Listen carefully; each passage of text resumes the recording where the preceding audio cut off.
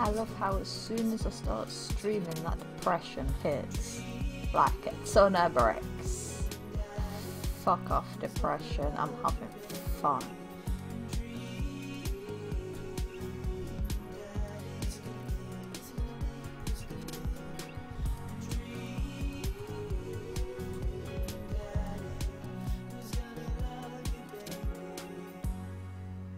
Alright, I'm ready. Oh no, why the fuck am I yawning? No, I got shit to do. Why isn't it working? Oh, because I'm clicking on the fucking stream thing, but I do need to just move that up a little. There, I'm happy with it there, I think. Cool. Let's go. Oh wait, I want to check this. Oh no, I don't get anything yet. Do I have to complete it for that? Okay. Welcome. You've got dads. I do have dads, but why couldn't I hear that? Alright. I got it turned down on my end. I want to do you today. There we go. Oh, I've almost run out of tea already. No. Why does tea have to be an ever-present problem for my streams? Oops, banging the desk. Also, sorry if you hear a lot of traffic today. I live right by a busy road, and it's earlier in the day today, and it's raining, so they're even noisier. So sorry if you hear that. I had a lot of fun with Robert the last time we hung out, but I'm beginning to wonder if he's dodging me. I've tried messaging him a few times, and why was that bit really loud in my ear? And Dadbook says he hasn't even read them. Haven't even seen him come out of his house, actually. Oh, shit. I decided to send him one last message, figuring that this will produce the same result. Hey man, don't know where you've been, but we should grab a drink soon. I walk away from my computer because at this point I know he's not messaging me back anytime soon. He might be out on a date with Bigfoot. I linger in the kitchen. I'm all caught up on work. The house is relatively clean. That's not me at all. Maybe I should do something nice for Amanda. Ah, I'll bake her favourite pie. I can't bake. I root through the pantry and pull out all the ingredients. This is an old family recipe that I used to make with my grandmother when I was a kid. I lost the actual recipe card a long time ago, but I think I'll be able to remember how to bake it. I won't. I start mixing the ingredients together for the crust until I get a nice dough. I throw some cherries into a saucepan to make the filling. Normally I don't like to multitask in the kitchen, but this cherry pie is a piece of cake. Pie? It's a piece of pie. I'm making a pie. I am. Ah man, I can never remember what temperature you're supposed to set the oven at. I'm pretty sure it's 375, but I could be wrong. Who am I kidding? I'm never wrong when it comes to this pie. My special twist on my grandma's recipe includes a secret ingredient that not even Amanda knows about. It really makes the cherries extra flavourful. God, why can't I remember what the secret ingredient is? That sounds about right, but I'm going to go with almond extract. Oops, I accidentally poured a little too much in. Way too much in. I'm sure it's fine. Baking is an art, and some of the most beautiful art is made from mistakes. Oh dear. I finally get the pie in the oven. How long am I supposed to leave it in there? 50 minutes? I'll just wing it. This is definitely me cooking, and this is why I can't bake. Amanda's going to be so excited. That kid loves a good pie. I have a seat at the kitchen table and do word jumbles until Amanda comes home. I can hear the door slam open. Yo, Pops, what smells like pie in here? It's pie, sweetie. Amanda darts over to the oven and looks inside. Yes. Hey, it's not done. Be patient. What's your angle here? What? Pies are an objective-based confection. What are you trying to get out of me? Nothing. I've been leading a double life. Amanda, I have terrible news for you. I'm actually a pro skateboarder, an aspiring astronaut and bank robber. The lifestyle is calling me back and I must go. One last job. You know how it is. Why is my throat like this? The pie is the only way I knew how to tell you. Well, I appreciated the years we've spent together, but a trade-up is a trade-up. Remember me when you're kicking your feet up in Ibiza. Thanks for all the pie. We share a cordial handshake. I wait a few more minutes before taking the pie out of the oven. I set it on a rack to cool down and guard it so Amanda doesn't dig into it before it's ready. Huh. What? Does it look kind of weird to you? Oh, that's just me taking artistic license on what cherry pie means to me emotionally.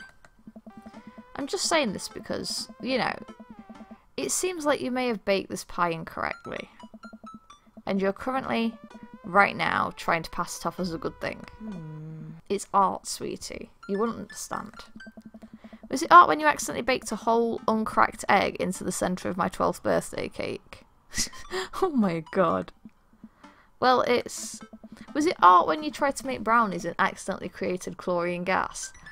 How do you do that? Well, that's a bit of an exaggeration. Was it art when you... Just eat the pie, Panda. I cut us a few slices and we sit down to eat. The cherry filling oozes out the sides and the buttery crust glistens. I watch as Amanda takes a bite. What's wrong? Is it not good? Amanda winces and fans her mouth. No, I just burned the heck out the roof of my mouth. This pie is amazing. You're lying to me. Sorry for doubting you. I breathe a sigh of relief and take a bite. She's right, the pie is pretty incredible, as it always is. Oh, yay! I'm really proud of you for making a pie without burning the new house down. Thank you. I got a few dad tricks up my dad's sleeve. Maybe fathers aren't as bumbling and stupid as the media makes us out to be. Maybe we as a society should have a little more respect for fathers as a whole. Nah. Dad, your sleeve is on fire.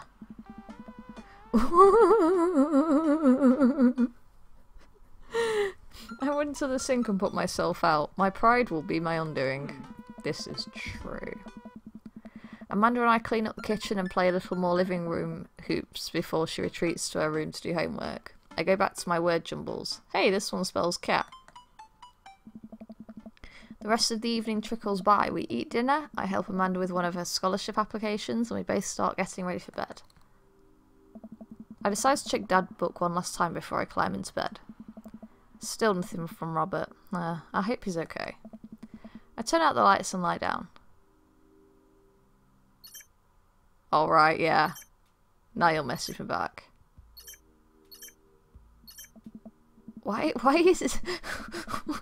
Robert, what are you doing outside my house? What was that? I was just on the verge of falling asleep. I climb out of bed and try to identify the source of the dinging. My computer screen illuminates the dark room. I walk over to it ready to turn it off when I notice what's happening on screen.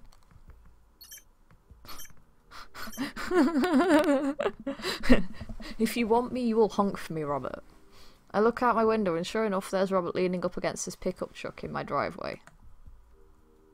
Robert, what the fuck are you doing? I open my door and try to figure out what's going on. Hey. Hey? Wanna hang? I was kinda sleeping. That's no fun. Come hang out. I would argue that sleeping is very fun, but I don't have to be anywhere in the morning. Might as well live a little. Yeah, sure. Let's do it. I don't know. Cool. You plan on going out like that? I'll go the fuck out in my jammies if I want. I look down and realise that I am in fact not wearing pants. This is exactly how I'm going out. I mean, I don't mind. Right, 1 second. I run inside and throw on my going out pants, shoes and jacket. I grab my keys and meet Robert back outside. Ready? Ready. Hop in. I jump into the passenger seat of his old red pickup truck. I have to move a few empty cigarette packets and gas station receipts out of the way before I can sit. Robert silently starts the car and we drive out the cul-de-sac. Hey. Oh, why am I yawning? No. You like Tom Waits? Who the fuck is that? I love that. Before I can answer, Robert turns up the radio. Yep, that's Tom Waits, alright. He lights a cigarette and cracks the window. We drive together in silence. So, where are we going? Robert doesn't respond. Robert? Oh, I heard you. He still doesn't answer my question. I look out the window and notice that Robert's taking us to the highway. I twiddle my thumbs. Well, whatever I've gotten myself into, it looks like I'm in it for the night. I settle into my seat and watch streetlights pass by. He's gonna murder me in the woods. I glance over to Robert, who's driving intently. He looks tired, as he always does, but there's something a bit more there that I just can't place. It's murder. Are you okay? Oh wait, no, I should be quiet. Oh, no? Oh, no, that worked. Just peachy. Stop looking so nervous. I'm not nervous. I'm a little nervous. Just hang on, we're almost there. Almost where? I have no idea where we are. I think we're moving at a slight incline, but I'm not so sure.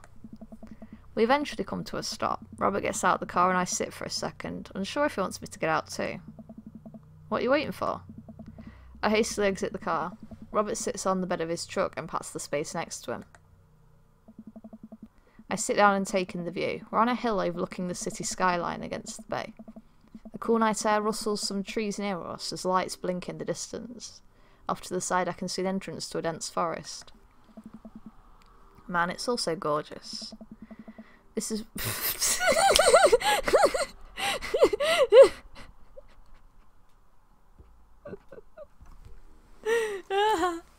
This is where I come to masturbate. Do you want some help?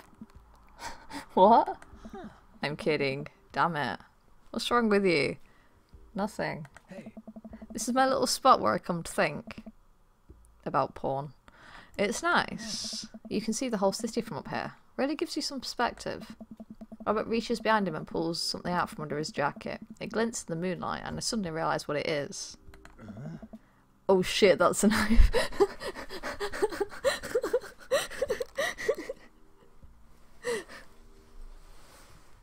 Why is my character so panicky? I'd be loving this. Oh. Please stab me. No, please don't stab me. Robert reaches into his pocket and pulls out a small piece of wood. Please don't stab me with that either.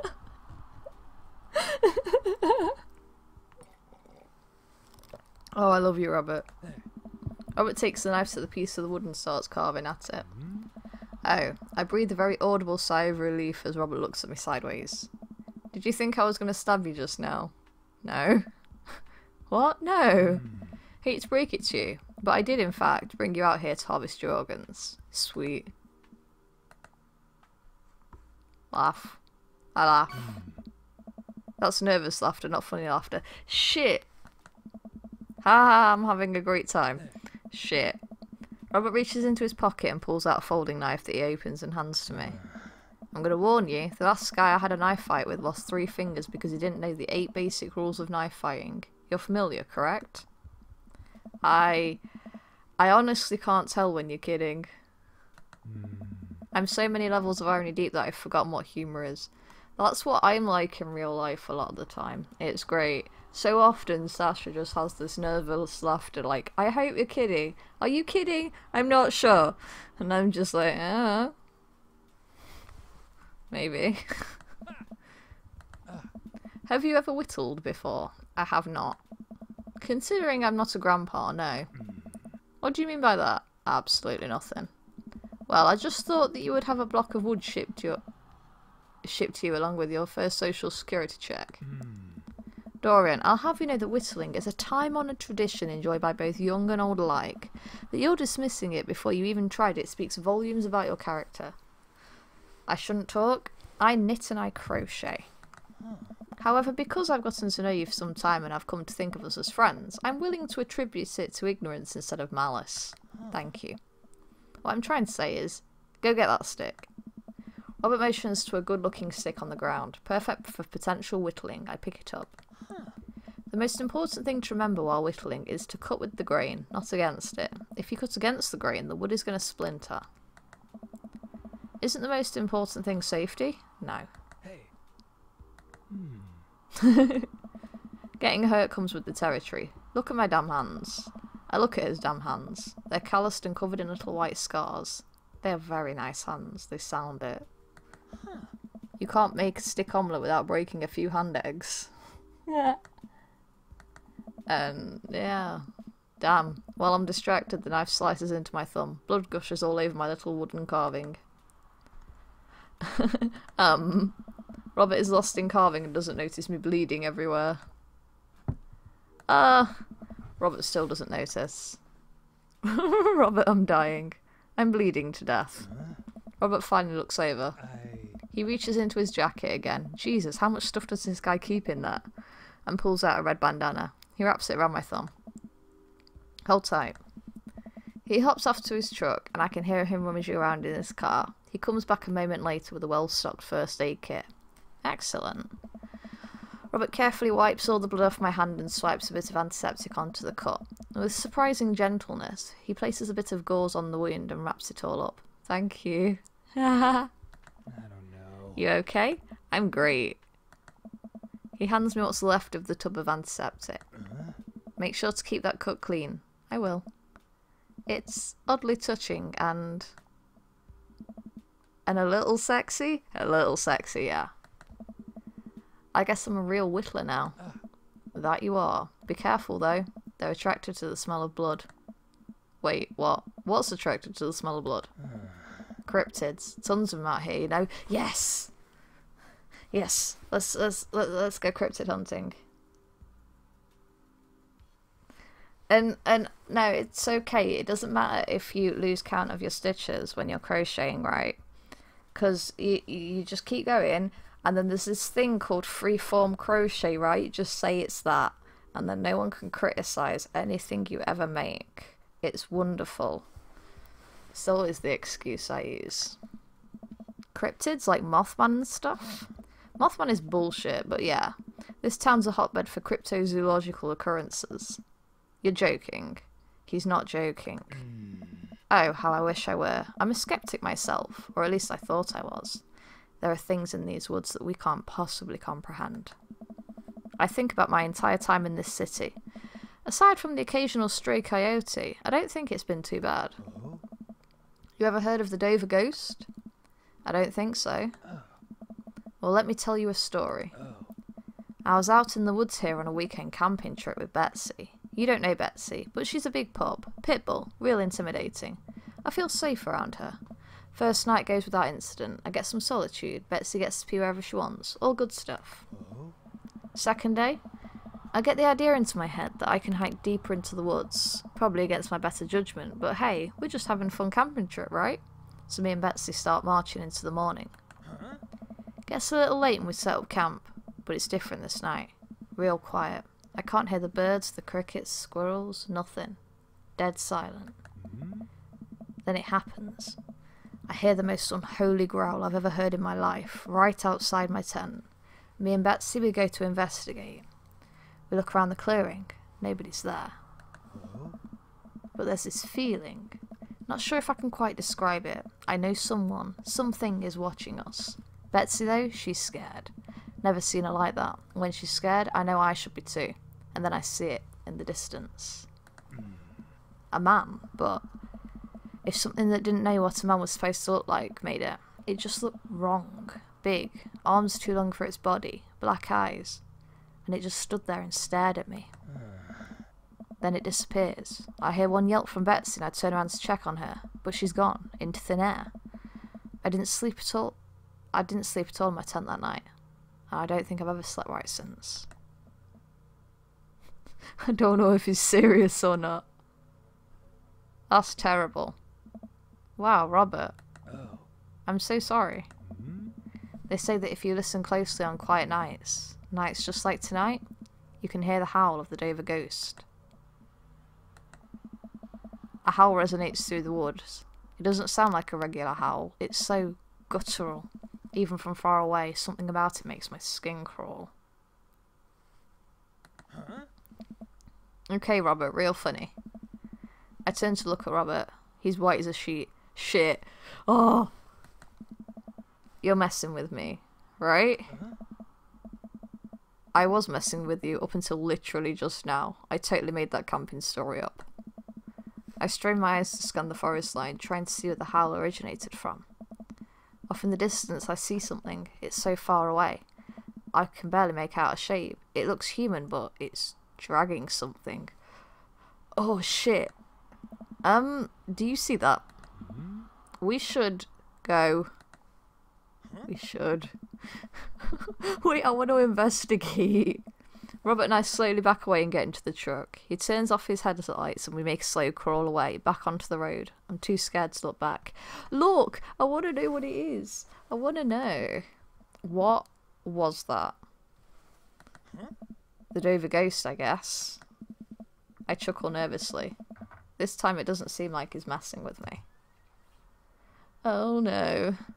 Or maybe someone illegally dumping garbage on a wildlife preserve? Maybe. We can hope. Hmm. Yeah, that's the story we'll tell ourselves. Huh? We sit in silence for a little while longer, the fear of whatever that was slowly subsiding as we get closer to the city. I want to know what it was. Robert, why didn't we just go run at them? You have a knife. I really wanted to know. Hey. Thanks for coming out. This was fun. I'm sorry I haven't been in touch. I've just been in a way lately. I had to get out of the house. I can understand that. Huh. Had to be around somebody. You doing okay, man? Hmm? Robert thinks for a second and lights another cigarette. Oh. Oh. Been doing a lot of thinking. He takes a long drag. Oh. As I get older, I feel more and more that I'm just drowning in this sea of regret. I was so busy chasing after these things that I thought would make me happy, that I didn't think about anyone else. All I cared about was myself. I didn't even think. Oh. Robert stops. I wait for him to finish his thought, but he just stares at the road. Maybe I'm just built like this. Hmm. Maybe I do it to myself. Maybe it's my own choice that I'm as unhappy as I am. Do you want a hug? I try to think of something to say. I remember all the times in my life when I've been sad, and there's a great many of them. But there was always a light at the end of the tunnel. Something I held on to that kept me going. That's not so relatable. Hey. But there's something so resigned about the way that Robert's talking. Is that what it's like talking to me? I'm glad you told me. It must have taken a lot for you to want to tell somebody this. You're a mysterious guy, Robert. You don't have to be. Do you ever Oh. wish you were a better father? I think about it for a second. Yeah. All the time. You can read all the parenting books you want, but nothing will ever prepare you for raising a child. There's so much stuff I regret or wish that I'd done better. But I don't have the answers. I don't know that anyone does. Hey. It's funny. I look at you and your relationship with your daughter and it seems perfect. It isn't. I don't know. At least you're there for her. I stare out of the window at the blur of passing trees. I just hope I'm a better father to my kid than my dad was to me. Huh. What did your dad do? It's more about what he didn't do. He was quiet, stoic. I don't think he ever once told me that he loved me. He cared more about his work than he ever did about me or my mum. Do you hate him? No, I used to, but After I became a parent, I just kind of feel bad for him. He missed out on my whole childhood. When I think about all the happiest moments of my life, they're all with Amanda and Alex. He just wasn't there. It hurt like hell when I had to leave him to die in that Belarusian prison. Really? What? Ha ha ha ha. Got you back, got you back, got you back.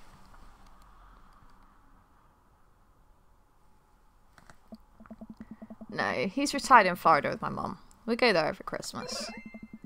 We both break out into laughter. He pats me on the shoulder. We drive the rest of the way in silence, listening to the radio and watching the bright lights of the city grow bigger. Robert drops me off at my place. As I'm about to close the passenger door, I realise that I still have Robert's pocket knife in my jacket. I pull it out and offer it back to him. You hold on to that. Never know when you might need it. Thank you.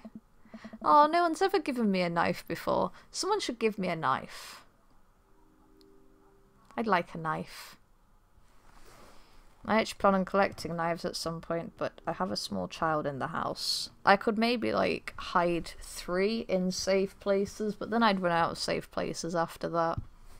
That's not much of a collection at that point, is it? Just 3. Robert smirks, then pulls away. He then immediately pulls into his driveway, which is one over from mine. He gets out and waves. Oh, I love you, Robert. I tiptoe into the house, careful not to wake Amanda up. Whoa, where'd you come from? I look around and spot Amanda coming out of the kitchen with a glass of water. I thought you were sleeping. Oh, Robert woke me up to go cryptid hunting. You know the Mothman is bullshit, right? Mothman is not bullshit. I've kissed Mothman. Amanda, you know what? It's fine. You're old enough to swear. I think about the conversation I had with Robert in the car as Amanda starts walking to her... Hey, Amanda. Oh. She stops. I love you. It's weird when you say it outright and sincerely like that, but I love you too. Night. I chuckle to myself, then finally decide to go to bed. I'm not drinking water in the morning. I don't drink water. How was that? I could do that again. Fuck. Shit. Oh. Welcome. You've got dads. Who now? Who have I not got 2 on yet?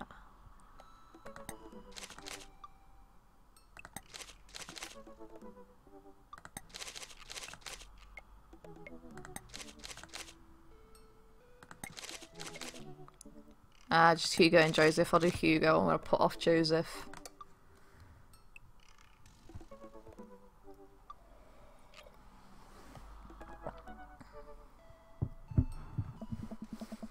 I should take Hugo up on his offer to hang out. I had lots of fun with him at the aquarium. That was not a hard series of words, Dorian. What the fuck is wrong with you? I mean, a lot is wrong with me. That's the point. I should probably warn you. I don't know how I'm going to be this stream. I'm a little bit drugged up. Which reminds me, I need to take my other medicines. Sorry. 1 second. 1 minute. Where the fuck did I put them?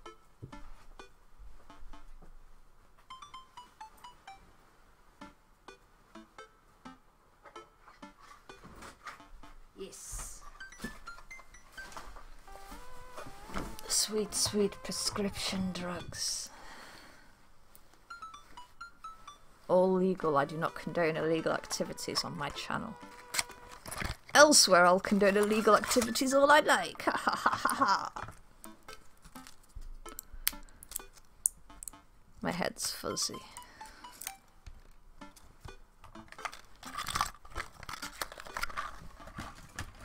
I have enough tea. Yeah, I do.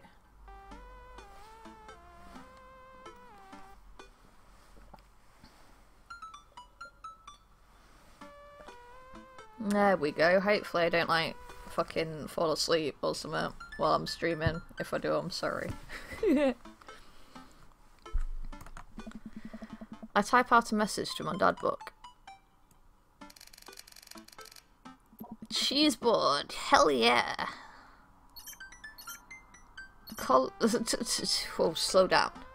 Colin is still being a humongous shithead. He won't stop sending the same picture of Jackie Chan in a mesh shirt to the printer. And it's a nice picture, but it's wasting all my paper. Whoops, sorry, meant that for another teacher, but seriously, he's insufferable. There's pictures of Jackie Chan everywhere. Ah!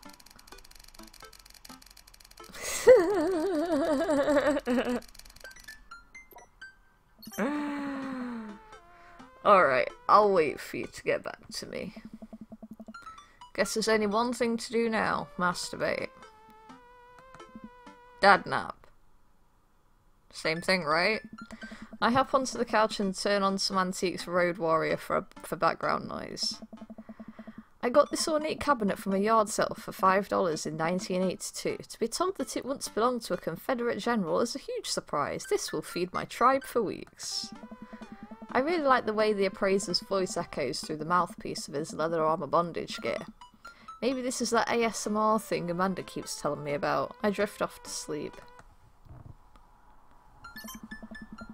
I'm jolted awake by a dadbook message from Hugo. Hey, sorry about that. Colin's in the principal's office now. He says he knows Jackie Chan personally and that Jackie won't be happy to hear this. Oh my god. I get off work in a little while and continue to be very serious about the cheese boards. Yeah, so am I. Nice! Cheese! I like cheese. I haven't had cheese in a long time. I should have some cheese. I have cheese singles in the fridge, but that's not real cheese. But I do like them still. I want cheese. I've already been to the shop today. Cheese. I might go to the shop later. Amanda walks in the door just as I'm about to leave. Hey, I'm gonna have some cheese. What's up, Buttercup? Just getting home from school? Where are you going? For cheese. Oh, I have a meeting with the board. The cheese board. Is what I meant. I'm getting cheese with your teacher. Will you be able to fend for yourself until dinner time? Yeah, I'll live, but only if you can talk him into going easy on me for the final.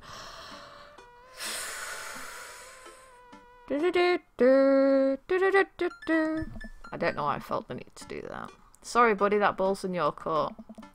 What's in my court, you ask? Just a variety of delicious cheeses, meats, and their accompanying crackers. Maybe some olives, a little bit of fig jam, some pickle, some onion chutney, some little pickled onions. Yeah, that as well. And depending on the cheese, like any leftover cranberry sauce from Christmas, it's good. Aww. Yes, I get it. You're excited about the cheese. Sweetie, you'll get it one day.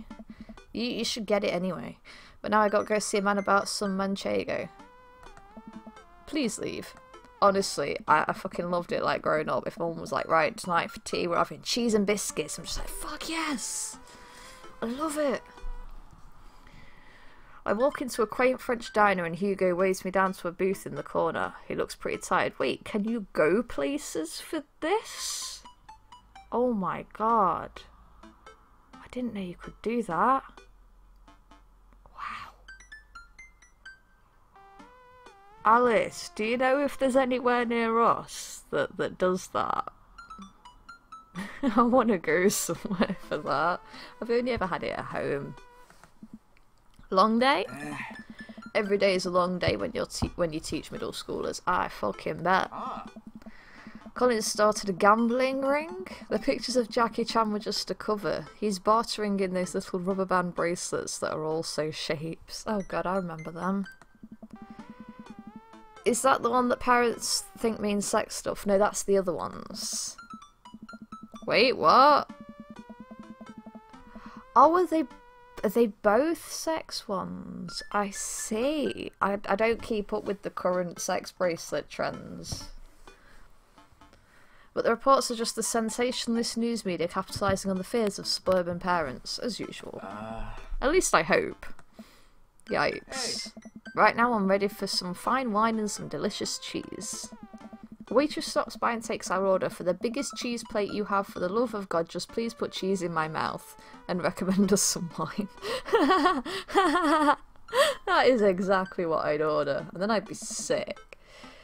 Do you two want a scorecard for trivia? There's trivia? Holy shit. Yep, we're starting in a few minutes. Pretty much everyone here is playing. Oh. We'd love to play, right, Dorian? Yes. We'll do shit, but it's fine. The waitress hands us a scorecard and a few pencils before leaving. I might not be much help here. I'm not very good at being smart, I guess. I'm fantastic at being smart. Fight me. Come on, I doubt it'll be too hard. Dorian, Matt's here, and Brian, and their daughters. They're ready for trivia. Hey guys, you all here for the old question and answers game? Oh. Yeah, we come here every week, but Brian and Daisy carried the team. Carmen, Sita and I just here for the cheese. I feel ya. Provolone 2 Lost in New York have been reigning champions for the last month. Man, Brian's great at trivia too. That raises the stakes. Great name though. Don't get competitive with Brian when you're on a date with someone else. That's just... no. Solid team name. That's Carmen Sita's claim to fame. It hurts me how good I am at puns. Like father, like daughter. Oh. You guys gonna try and give us a run for our money? We'll see what we can do. No. No. Listen, trivia is great, but we all know the real trivia championships are the cheeses we ate along the way. I don't know if that's how the phrase works, but I understand and appreciate the sentiment. We'll have to think up a good team name, but I think this will be fun. Good luck. Thank you, sweethearts. Well, I guess we need a name. Oh. Got any good ideas? Oh, gosh.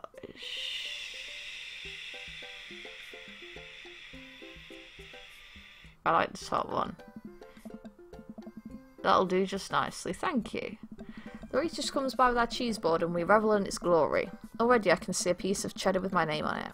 I pair it with some strawberry preserves and slide into dairy-induced ecstasy. Strawberry with cheddar? There's such a fine variety of cheeses and what the fuck that I'm positively overwhelmed. A quick dip into the seasoned nuts, a slice of savoury yet salty Gouda, or perhaps something else, topped with honey and goat cheese. God, too many words. I'm so happy. Hugo raises his glass at me. Ah. Cheers to cheese. Hey, hey. A middle-aged man in backwards baseball cap, sunglasses and cargo shorts jogs out of the back with the frantic energy of a radio DJ. Oh, God. Everybody ready for some trivia? The restaurant cheers. Oh, man, looks like everyone's really into this.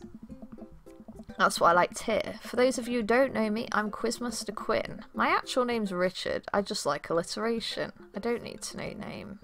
More cheers. I see some of you brought children here tonight. That's cool. My children won't speak to me. Awkward. Haha, I'm just joking around. Classic Quizmaster Quinn humour. Please don't. It's actually my wife that won't speak to me. She doesn't want kids. Let's get into some questions. Oh, good God, I'm gonna hate this. The first category is literature. Yes, we got this. You know who loved literature? My dead father. I looked up to him so much. No. More jokes. Classic Quizmaster quips. Please stop. Just trying to keep it light here, folks. Then not with the dead dad jokes. Just like I thought my wife was the light of my life. Please stop.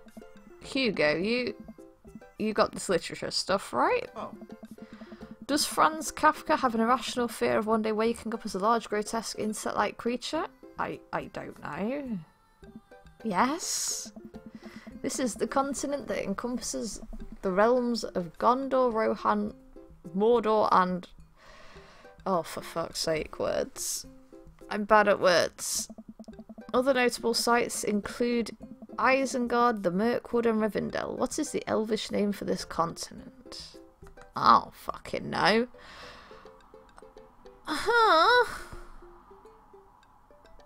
Ain't Hoth Star Wars?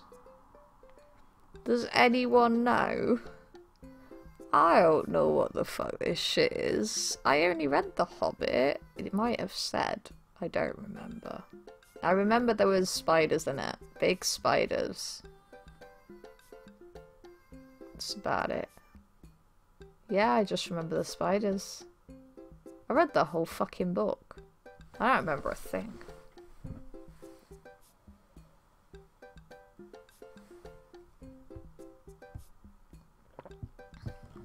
Any answers? Yeah, I thought Endor was Star Wars too. So it's got to be one of those. But I don't know which one. Might be a guess at this point. Do I have a coin? I could coin flip. I'll do heads for 3 and tails for 4. I can't catch a coin. Alright, I'm going with 3. Wrong answer. Who was the writer that created Tarzan and John Carter of Mars? For fuck's sake.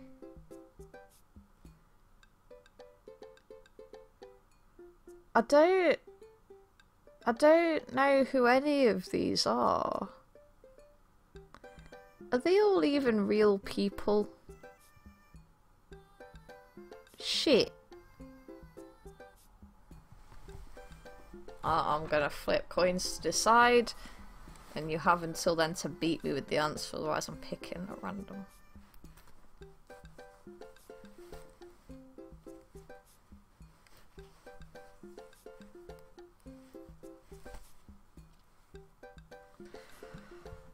I am picking the bottom one.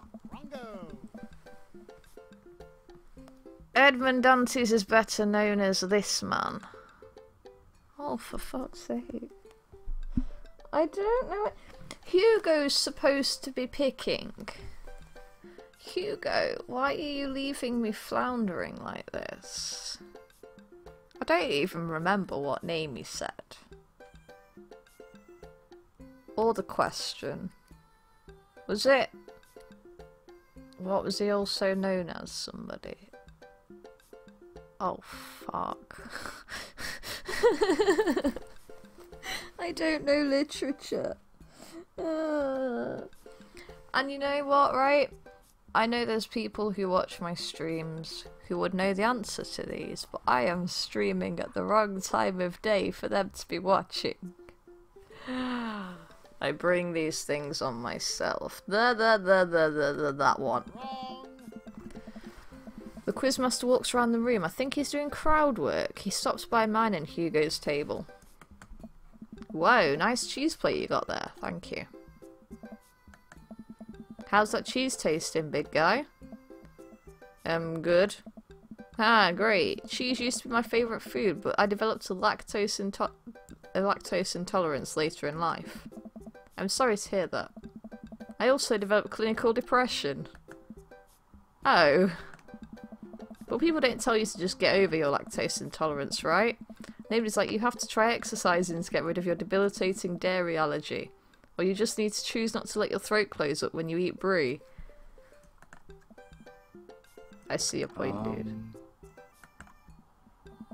Anything? Does that scan? I'm trying to workshop my routine here. Your delivery is bad. That's what's bad. Quizmaster Quinn wanders off to another table. Who wants to start the next round, please? The next round is cinema. Fuck. Oh man, I love movies. Sometimes I retreat into them for days on end, because obsessing over a fictional universe is easier than engaging with my real emotions and problems. Okay, yeah, that's relatable. Frodo Baggins, am I right? Is he okay? I think it's just his character, I hope. How's your cinema? Spotty. I don't know a lot about movies, but if there are any questions about bad horror movies, I can be of service. That's an interesting one. It's a bit of a guilty pleasure. Please, can I watch bad horror movies with you? In Return of the Jedi, what does Luke ask Leia if she remembers? Ah, I've not watched it. Did that? I've not watched it, but I know some things about Star Wars and... Or is it that? That? Their father? Wrongo. What entertainer makes a fourth wall breaking appearance in the film Gremlins 2? I have watched this, but I don't know, but I'm gonna go with Hulk Hogan. Feel rag, Corey. Which of these 80s horror movies does,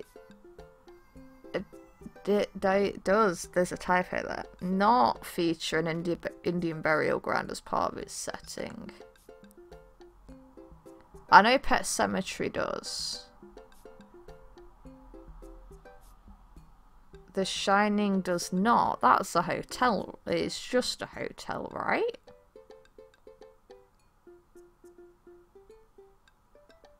I don't know if I've seen Poltergeist. Oh, I'm going to go with Shining. It seems like we're doing pretty well, but we're neck and neck with Brian and Matt's team. Those guys are pros. I look over to their table and give them a friendly but competitive nod. I lock eyes with Brian. He gets a much sterner nod. Stop. And the next category is wrestling. We're fucked. Hugo grabs my arm. Yes. Wait, I got this. Huh? Man, you know who I would want to wrestle with? Literally anyone. I crave human interaction. Please put me in a chokehold. Now that is the most relatable line in this entire game so far for me. In fact, I'm surprised I've not made a shitpost already that is exactly that. Please, it's been so long since I've been held. Yes, this is me. I can only process my emotions by making jokes out of them. I'm so ashamed of myself. I'm Quizmaster Quinn. Including the dead dad jokes too. Oh god. Let's start the quiz. Remember that this is the lightning round. The first people to answer get the points. Fuck. I look over to Hugo. He's focused. He's in it to win it. Amaze me. Go on, Hugo. Question 1. This was the original name of Stone Cold Steve Austin in his debut for the WWE. Hey. Hugo's hand shoots up. Yes? The enthusiastic one over there. Steve Austin debuted as the Ringmaster. Ah. That is correct. Points to Easy Breezy Beautiful. Next question. This city was the location of the first ever WrestleMania. Oh. Hugo's hand shoots up again. Yes, the one who looks like he has known the answer for his entire life? Hey. First WrestleMania was held in New York. New York at Madison Square Garden in 1985. Nerd. Oh, rag. Another correct answer for Easy Breezy Beautiful. Hugo's destroying these questions. He's so passionate about this. I've never seen him act like this before. It's honestly kinda hot. It is. Oh, a tough one. This title match went down in history as the shortest match at WrestleMania to date. Hugo jumps up more excited than I've ever seen him. Yes. Chavo versus Kane. Oh, sorry Buckeye, but that is incorrect. The answer is actually Daniel Bryan versus Sheamus at WrestleMania 28. I'm not angry. I'm No, just that's absolutely wrong. The real record is Chavo Guerrero, however you say that, versus Kane, WrestleMania 24th, March 30th, 2008. Kane took down Chavo with one chokeslam and pinned him for the 3 count. I will not stand for this travesty. Hey man, I'm just reading from the card here. I don't actually write these. Well, you're still wrong. What are you, my ex-wife? The crowd erupts into laughter. Hugo blushes. He retreats back into his chair. Oh. Fine. Wow, Hugo seems really fired up about that. Where did he get this encyclopedic knowledge of wrestling? How do you know so much about wrestling? Oh, you know, you just pick stuff up. That sounds suspect, but it seems like he doesn't want to talk about it. I turn my attention back to the quiz master. Oh. Alright. Looks like we're down to the final category, and it's a close one between Provolone 2 Lost in New York, Brian and Matt high five, and Easy Breezy Beautiful. Hugo and I high five. We look over to Brian and Matt, Carmen, Sita and Daisy, all playfully giving us thumbs down and sticking their tongues out. I eat a big chunk of cheddar without breaking eye contact to show them just how serious I am. The final category is cool animals. What? Animals, huh? I never could take care of another living thing. Hell, I can barely take care of myself. I'm falling apart. Me. Anyway, here's the questions. The Canary Islands were named after what kind of animal? The canary. Birds. Wait. Is this a trick question?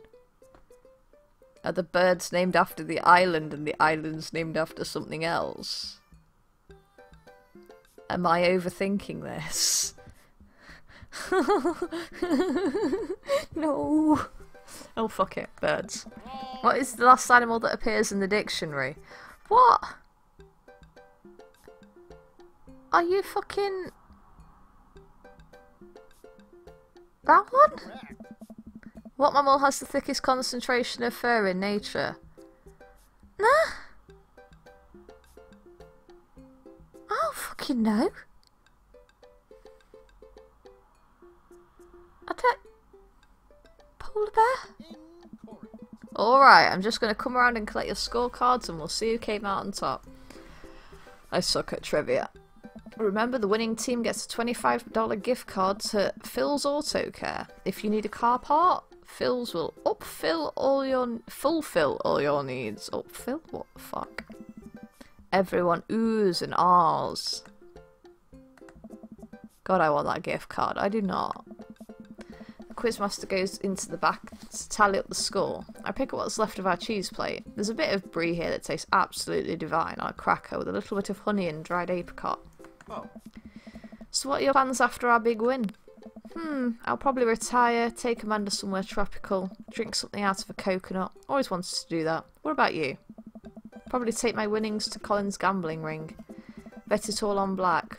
Walk out of there with more rubber bands in the shape of animals than I know what to do with. Bold. But I like your style. You want the last piece of Havarti? Nah, that's all you. You've definitely earned it.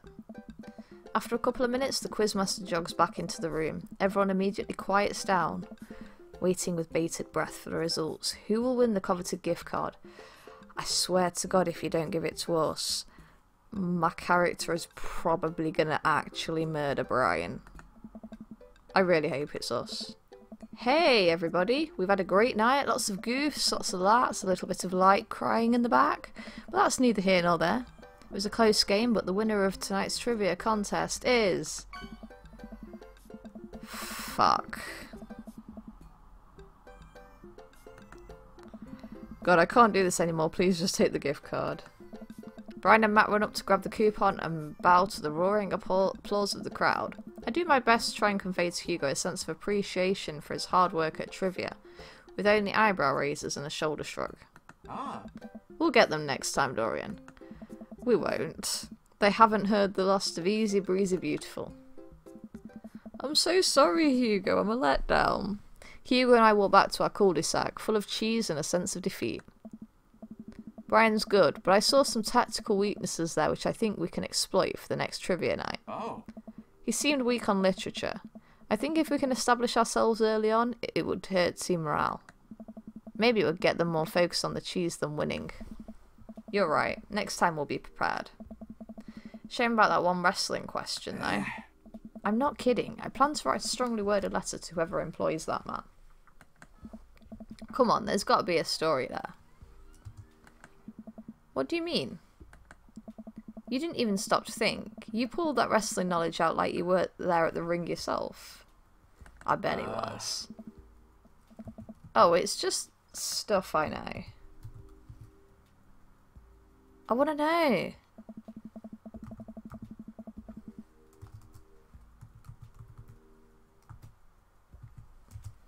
Here you go. I figured you'd be better at lying after dealing with every kid in school for as long as you have. It's embarrassing. It's not. Tell me. You know what's actually embarrassing? Not being able to explain basic algebra to your daughter. You know what's definitely not embarrassing? Knowing stuff about wrestling. Hugo sighs. Oh no. Alright. If you really want to know, just follow me. Hugo leads me to his house at the edge of the cul-de-sac. We step inside his house. It's exactly what I expected it to be. Neat and filled top to bottom with books and art. Welcome to my home. Sorry it's so messy. Mine is too. His house is actually spotless. I follow him down a hallway. What are we doing? Hugo opens the door and ushers me inside. It's pitch black. He closes the door behind us. This reminds me of 50 Shades of Grey. I've only seen the advert for it. Don't judge me. Hugo flips the switch and I finally understand. He's a wrestling nerd! Curio cabinets packed with in-box wrestling action figures line the walls, along with posters, cardboard cutouts, and every piece of wrestling memorabilia imaginable. A giant widescreen TV sits on a decked-out media stand. I'm speechless. I look over at Hugo, who's hovering by the door, doing everything to avoid eye contact. This is really embarrassing. It's fucking not, mate. This is the coolest thing I've ever seen. This must have taken you forever to collect. Can I touch this? Go ahead. I pick up one of his replica championship belts and toss it over my shoulder. Do you smell what I'm cooking? Oh. I think the line is, it's meatballs. Sorry, I don't watch a lot of wrestling. I just think it's so cool how passionate you are about this. Oh, yeah, I am. I really, really like wrestling. He's blushing so hard right now. Tell me about wrestling. Be passionate. Come on, info dump. Hugo, you bought the wrong kinds of pizza rolls again. Looks like Ernest just got home. He's yelling in from the hallway. I can see Hugo immediately deflate. Shit, dude. Oh. I told you those pizza rolls have less sodium. I just want you to be healthy, son. Ernest comes into Hugo's wrestling room and looks around with disgust. He notices me and scoffs. I thought nobody was allowed in your precious wrestling room. I'm special, though. I never said that. I just said you're not allowed to take the action figures out of their boxes and pose them so that having sex with each other... Only Hugo's allowed to do that. Ernest gets flustered. Yeah, well, whatever. I'm gonna go through exit stuff. Have fun with this stupid wrestling crap. You're a dick. Ernest leaves, then a moment later pops his head back in the room. And you stupid friend. What did I do? Ernest storms back out the room. I hear a door slam. Hugo wearily runs his hands through his hair. I don't know. Sorry about him. And sorry that I have to keep apologising about him. He's just going through a phase, I guess. Oh. I try so hard to impress him, but it's obvious that no matter what I do, he hates me. Ernest has a thing against authority figures, and you don't get more authoritative than teacher dad. My ex, he gets to be the fun weekend dad, and I'm just Hugo, who makes Ernest eat his vegetables and turn his homework in on time. Hey, you love him and you're looking out for his best interests. Take it from one dad to another. Someday he'll come to appreciate you. Maybe not someday soon, but someday. I hope so. Oh. Thanks for letting me vent. No problem, mate. Hugo glanced at his watch. Suppose it's getting kinda late. Let's do trivia again sometime soon. Yeah. I would absolutely love to. I start to leave. And hey, thanks for showing me your wrestling stuff. Maybe you can tell me some more about it next time. Hugo smiles. That would be amazing. I'll catch you around. Oh, that was so heartwarming. It only takes me a minute to walk back home. Amanda's sitting on the couch reading a book about female photographers. Wow, I thought you didn't like reading. I don't. This book is all pictures. And even then my patience is being tried. Did you get to eat all the cheese your little heart desired? I did. I'm a happy little cheese monster. But I made sure to leave room for dinner. Who wants breakfast for dinner? Yeah. Hash browns! I love hash browns. And you know what, right? My handmade from scratch cheesy hash browns are the nicest hash browns you will ever have in your goddamn life. If you don't get to try them, you're genuinely missing out. They are amazing. Yeah. Toast dipped in egg, yes. Blueberry pancakes, yes. Well, only if you'll help me make them. You know I'm the world's best blueberry sprinkler. And also totally amazing at heating up maple syrup in the microwave. Now tell me all about that cheese board. Amanda and I spend the evening cooking an elaborate breakfast with everything we can find inside of the fridge. I tell her all about the trivia, but leave out the parts about Hugo being into wrestling.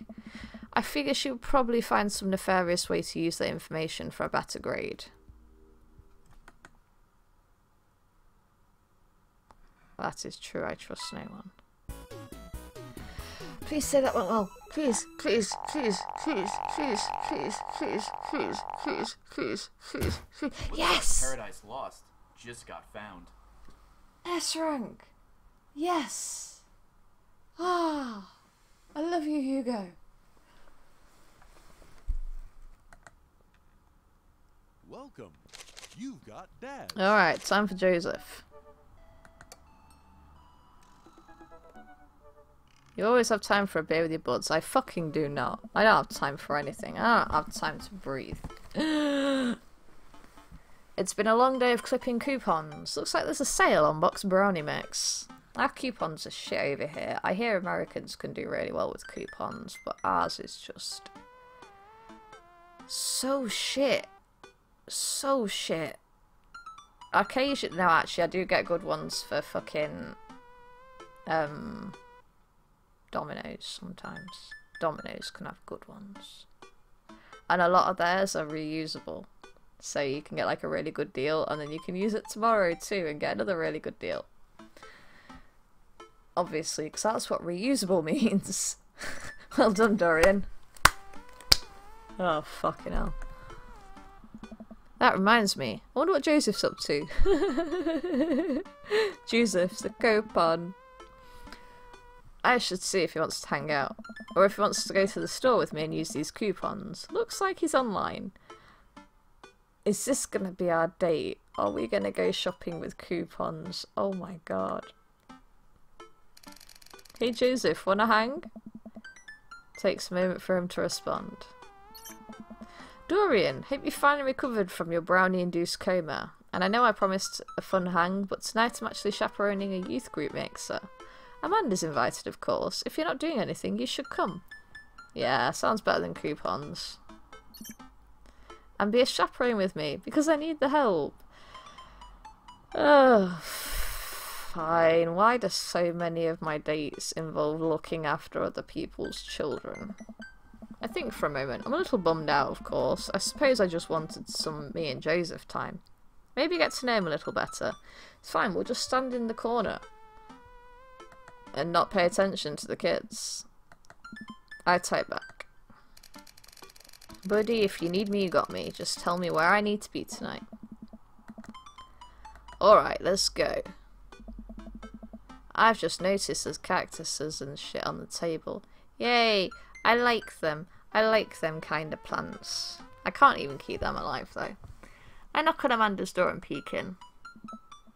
Hey Amanda, I'm about to head out. Where are you off to? Are you going to go extreme couponing? I'm actually going to go chaperone this youth mixer dance thing that's happening at Joseph's church. He says you're invited, but if you don't want to come, I'll cover for you. Oh, I burped. No. You know what? I'm down. Maybe I can make some new friends. Yay! That's a good attitude. But I'll have you know that I'm mostly doing this for the potential free food. I knew it. Thank you, Amanda. You get 4 daughter points today. Can I trade them in for a daughter lava lamp? Sorry, you only have enough for a daughter spider ring. Or some of those daughter plastic jumpy frogs. I like those things. They try their hardest. It's inspirational. I do like them little frogs. I want some.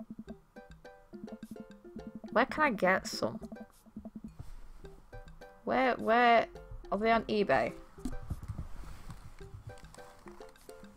1 minute. What would they even be called? Jumpy plastic frogs? That's what I'll try searching.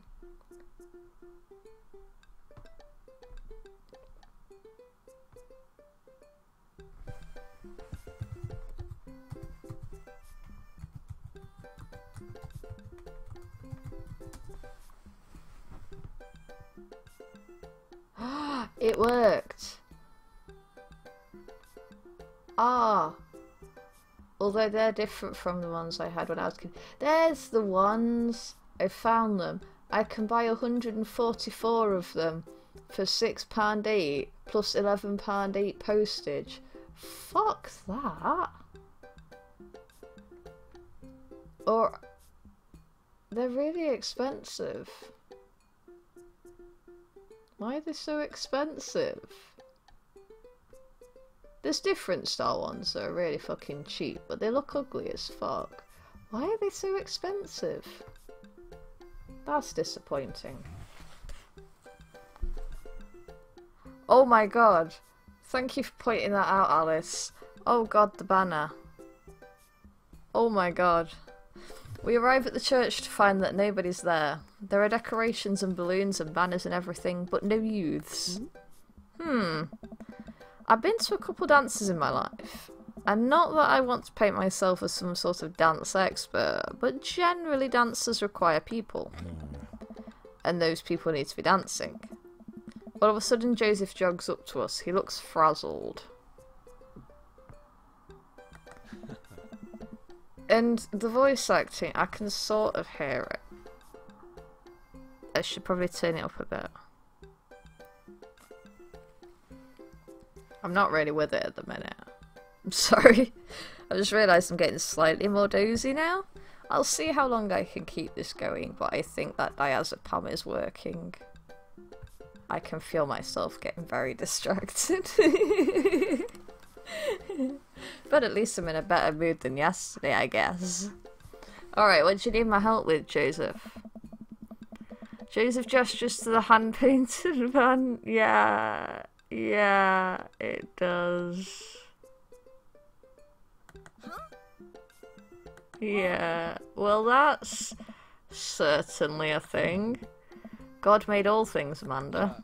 Except for the banner. Ernest made that. I genuinely can't tell if he meant that maliciously or if he just can't spell good. You know what God also does? Forgives. He forgives teenagers and he never, ever breaks their box mods. Are you going to break Ernest's box mod? What's a box mod? No, Amanda, that will be a sin. Hello! Nice to see you. I think it's the one right after Sloth. Dorian, I need your help getting this down before anyone sees it. I can swing that. Amanda, can you help? Physical labour, huh? Amanda begins rapidly scanning the mostly empty room, looking for an escape route of her own. I have to go set up the food. The food's already set up. I'm going to do a final inspection pass on the food to make sure it's up to code. I'm going to eat your food. Amanda's able to bolt away before myself or Joseph can get another word in. She can really book it when she wants to. Her father was a giant pair of legs. I dated some giant arms once, but it turned out they were alright. That was terrible. He must have been devastated. Your mother drowned a cactus? Poor cactus! No! I will mourn you, cactus. It was Armageddon, oh my god. No, it's... I get it. I'll workshop it. There's a gem in there somewhere. I'm really glad you're here, Dorian. I'm not glad I'm here. Are you enjoying my company, or did you just lure me out here for my strong arms and height advantage? Am I taller than Joseph? Because he looks like the kind of guy who is pretty tall. And I am not that thing. I am quite small. Apparently about 5'6" according to the nurse yesterday as she sort of squinted at me. So, I'm not sure I'm going to be much of a height advantage. Hello! Nice to see you two. It's always something with you, Joseph. Something handsome and pious. You're not that pious. Oh. Debatable. You just alluded to breaking a child's vape pen. Box mod! Right! Yeah, I know what they are. I have, like, so many in the house. Because Sasha is one of them fucking vapors. You know the ones. She's one of them. And yes, the banner says Jesus is coming. Ernest is being a little shit. Oh. I would have lost the debate. You ready to do this? Let's make some magic happen. Magic isn't real, Dorian. God said that. Right. Not only do you apparently have a cult, but also fuck you, I'm gonna curse you. God was also a bush one time. Oh. True. Joseph and I grab a stepladder and walk over to Ernest's banner. Was he actually the bush? Or was he just speaking from the bush that was on fire but not burning though? Why am I being picky over this? It does not matter. Not for this game. It just does not. That turd Ernest has one final trick up his sleeve. Looks like this nightmare is stapled and taped 6 ways from Sunday. What you do is you just... that speaker there, this one, right? I climb on that, I jump and grab it, and I just fucking rip it down with my body weight. That will solve the problem. Any ideas? What happened to your strong arm and height advantage? Ah, right, I forgot about those. But I realised my oversized dad fingers are far too large to get leverage on the tiny staples. Pocket knife. Pocket knife. Pocket knife. You got a hammer I can use to pry these off?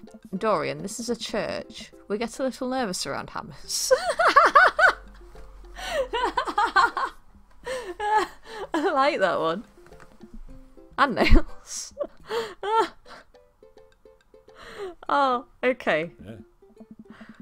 I'm kidding, we just don't have a hammer. It is growing on me slightly, but not much. But we have to hurry, the youths will be here any moment and I'll never hear the end of this if we don't fix it. Wait, I have an idea.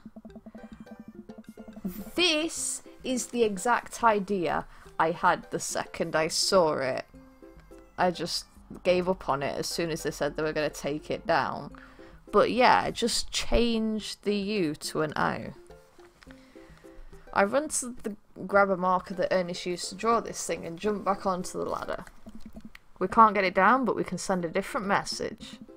I only got one shot here, let's do it right.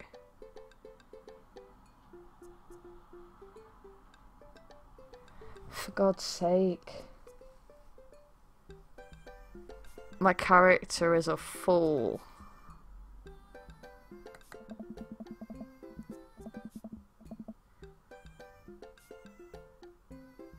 Why didn't I just change it to an O? Well, that's true, I guess. I'm a fool. Bask in his calming presence, Joseph. Relax. Crisis averted. Let's just hope the youths don't notice. Joseph checks his watch. The DJ should be here by now. Just then the doors swing open and it's him. Oh, cracker. Wait, you're not the usual guy. What happened to Evan? Evan knew exactly when to play the Cupid Shuffle. What the fuck is the Cupid Shuffle? Hey, I'm not Evan. Evan sold all his DJ equipment to backpack through Europe, so I'm filling in for him. I do envy him though. What I would give to drop everything and start over. Ha ha, ha ha. Oh no. Wait, it's the sad guy from the trivia place. Are you alright? Alright? I'm better than alright. I'm DJ Spin Master Quinn. I thought you liked alliteration. He sighs heavily. I usually do trivia nights, but I moonlight on the ones and twos to give myself a sense of purpose in life. Is he okay? He doesn't seem okay. Well, you'll have to do. You have a playlist of fun songs that the youths will like that won't inspire impure thoughts or tempt them to the dark side, right? The DJ thinks for a moment. Believe me, buddy, I got what you need. Oh no. Yeah. Okay, great. I'll let you get set up. The DJ leaves. Yeah. Let's keep an eye on this one. Yeah. He sounded like he was just going to play Creep by Radiohead on repeat. He does as well. After some time, kids from the community start filing into the dance hall. Some of them seem to notice our sign hack, but they don't seem to care. Most of the kids group off into tiny clusters, standing in circles and casting sideways glances at the other groups of teens. Man, I do not miss being a teenager at social functions, and I never will. Hey, hey, party people! Everyone in the room turns their attention to the DJ. DJ Spin Master Quinn coming at you with the sound that people want. We're off to a good start. This next tune goes out to all the ladies in the audience. Ladies, let me hear you say yeah. A few half-hearted yeahs echo through the crowd. Alright. He sighs again. I am... Man. It's been a heavy couple of days. Do not. This next one's actually just for my wife Sandra. I hope we can work things out, my little honeysuckle vine. Now, who wants to listen to Radiohead's Creep? The DJ begins playing Creep by Radiohead. I was right. Amanda sidles up to me, pizza in one hand and punch in the other. Creep, huh? Bold choice for a youth group. Let's see where he goes with this. After the song finishes, he plays Creep again. Is the DJ crying? If you watch the kids really closely, you can catch them cringe every time Thom Yorke swears. Thom Yorke? I don't know. There they go. Maybe we should do something about this. Joseph runs up to us. Yeah. He's killing the vibe. They're listening to swears. Sad swears. We have to do something.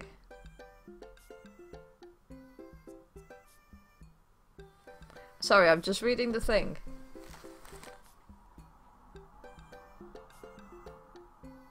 That is interesting. On that Jewish idea of God. That's something that I've been thinking about recently. That kind of way of thinking about God. I should look into Judaism more. I keep saying this. I keep putting it off. Because I'm so busy.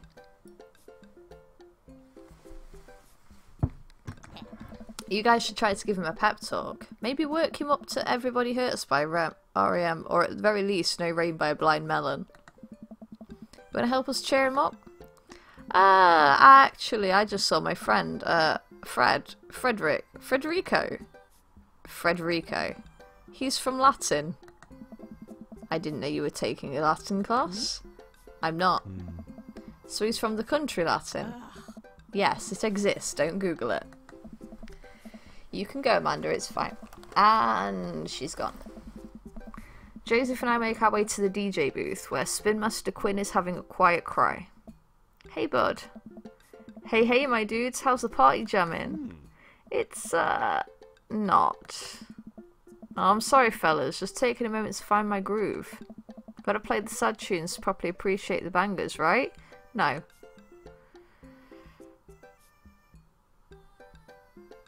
Do not play the booty bumpers.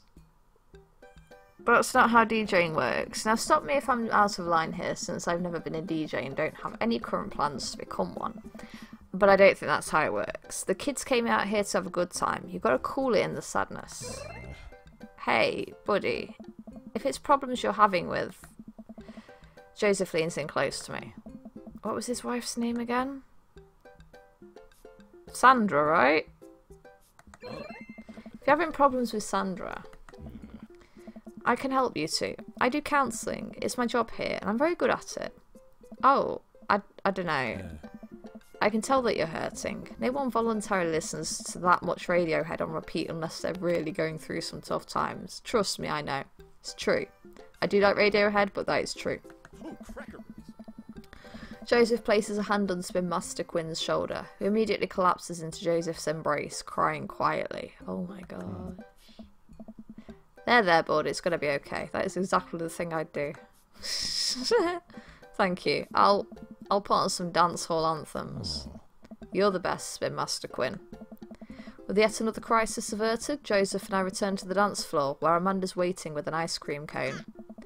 They have ice cream here. Good work, Amanda. How's it looking out there? Well, for a dance, there's not a whole lot of dancing. Looks like people are starting to bail, though. This is a disaster. Don't be so hard on yourself. This ice cream, top notch. I'm sorry for dragging you into this story. You and Amanda should just go home. I'm not going to make you stay here for the train wreck. It's not a disaster. We can still fix this. We can... I suddenly realise what we have to do. Amanda, get out of here. I don't think you're going to want to be here for this. Or be seen with me after this. Am I going to start dad dancing? Oh god, you're not going to. I throw my car keys to Amanda. I'll get a ride back with Joseph. Just remember me as I am right now. Not as what I'm about to become. Amanda nods. Nice knowing you, Pops. She runs out the door. Joseph, I'm going to turn it up on the dance floor. With luck, we can get these youths into it as well. Oh, God. Are you in or out? Joseph stares at me. He knows what has to be done as much as I do. See you on the other side? See you on the other side. Joseph and I walk out onto the dance floor in the middle of the room. The youths all stare at us, unsure of what we're doing. Time to get our groove on. Let's start them off easy and work our way up to the more technical stuff. Ha ha ha ha ha ha. I'm going to start with the lawnmower. Alright, let's rip-start this baby. I start lawn mowing the dance floor. Joseph seems to respond to that and decides to mow another patch of grass on the dance floor. That's the stuff. I look around. Well, it looks like we've got everyone's attention. Alright, Dorian, let's turn up the heat. The sprinkler? I pull out the classic hand behind head, point finger out. I point and make direct eye contact with several of the youths in the room. I think that makes them feel uncomfortable, but I push past it. Joseph understands. We must water the lawn. We just came off the end of an imaginary drought and the grass is dying. Don't worry, imaginary grass, we got you. I look around to the youths. They're getting into it. It's fucking working. Yeah. Is it because they're church kids? Oh. Nice work, but we better pick it up or they'll lose interest quick. Oh. Now we gotta be careful here. I don't fucking know. I'm gonna go with this one. Oh no. Good effort, buddy. But I think that pan flashed a little too long. Okay. Oh.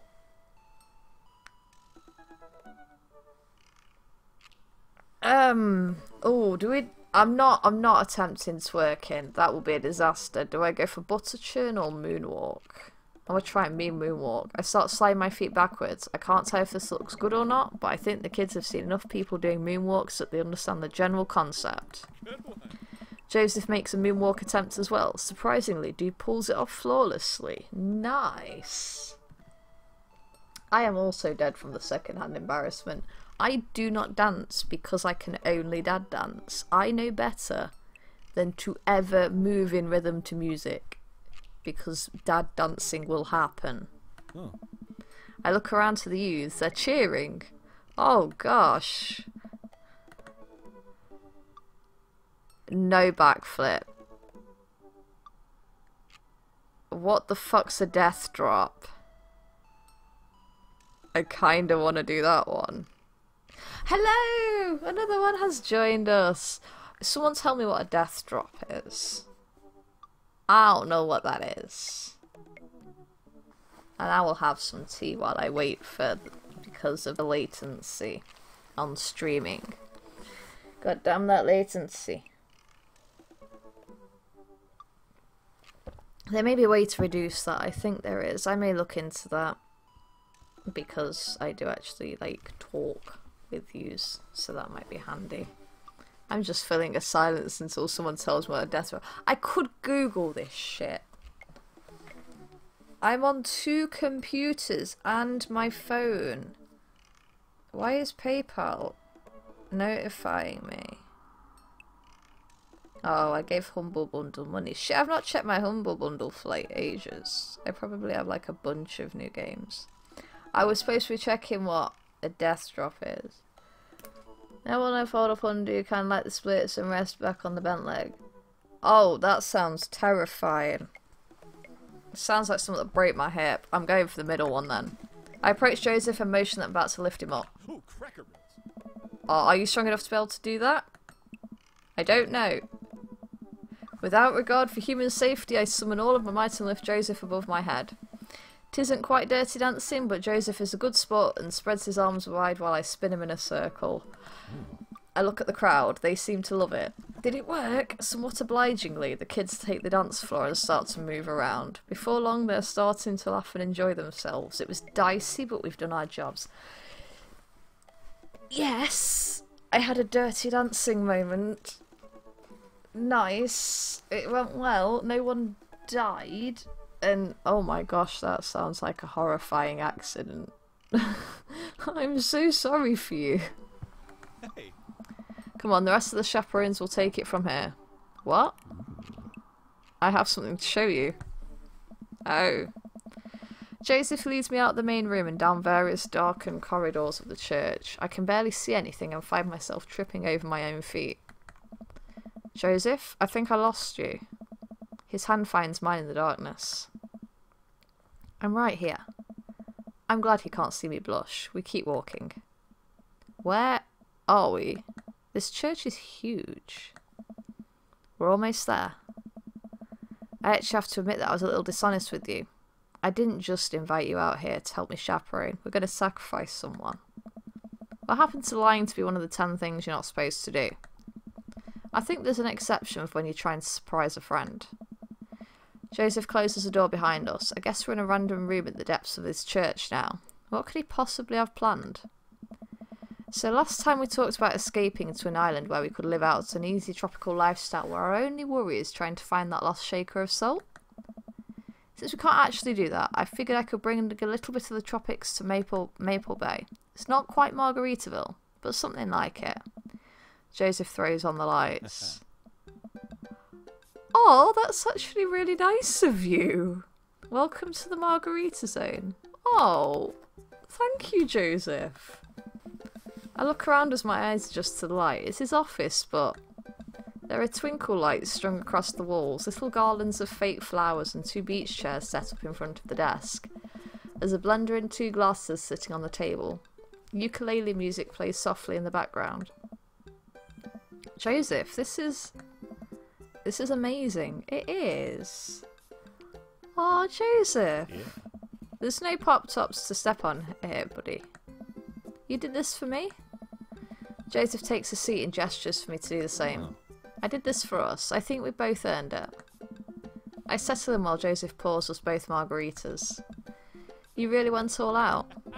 I have a flair for the dramatic, and you can't lead the community if you don't know how to make good margarita. I agree. I take a sip of mine. This is a killer margarita. I would follow this man. Do you think the dance is going to go okay without our sick dance moves? No, not here. You're missing the point of Margarita Zone. Margarita Zone is a place of rest and relaxation. It's a place where you can kick up your feet and forget about your worries for a while.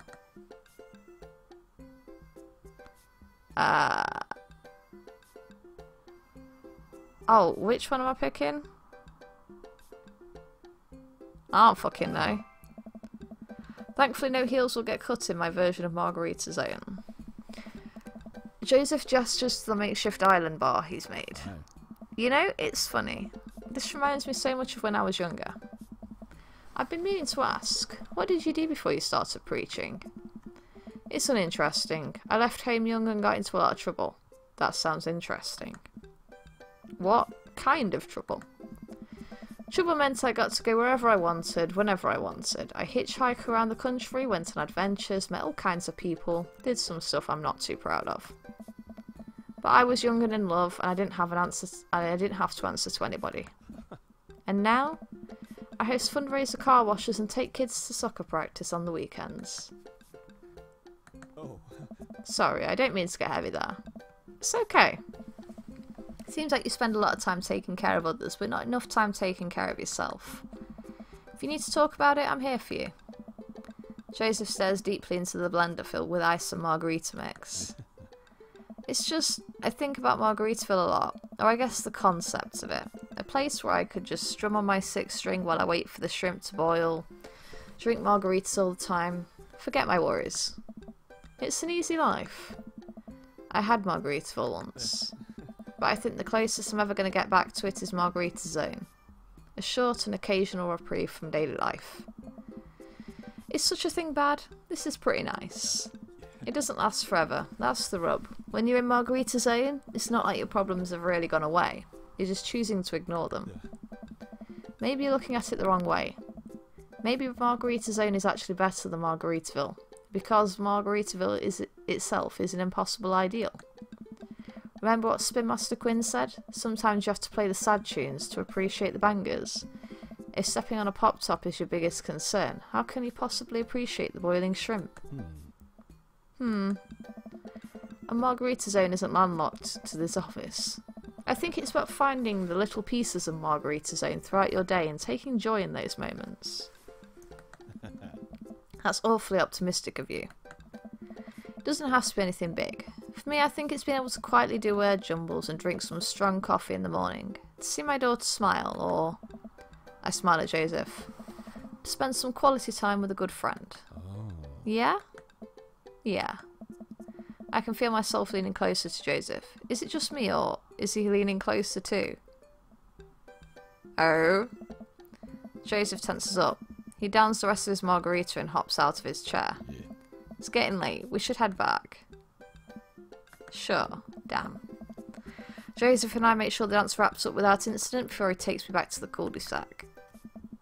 I hop out of Joseph's car and he pulls into his own driveway. Thanks again for the help. Thanks again for Margarita Zone. Maybe we'll go back there one day. If we do, it'll be my own damn fault. Joseph chuckles and drives away. I walk into my living room to find Amanda curled up under a blanket and groaning on the couch. Hey Panda, you feeling okay? Dad, I have a tummy ache. Eat too much youth group food? Drank too deeply from the well of life and now I pay the price. And by well of life I mean that big lukewarm punch bowl of seltzer juice and sherbet. Amanda slides to the floor with an elongated groan and I love that. The slide off the screen. I don't know why it's so funny to me. Need anything, kiddo? A time machine that goes back approximately 2 hours into the past so I can warn myself of the folly of excess. I'll pour you a glass of water. Love you, Pops. How'd the dance go? Oh, I crushed it. And got the kids on the dance floor at the expense of my dignity. A fair trade. Also, everything hurts. I'll see you in the morning, kiddo. Night, Dad.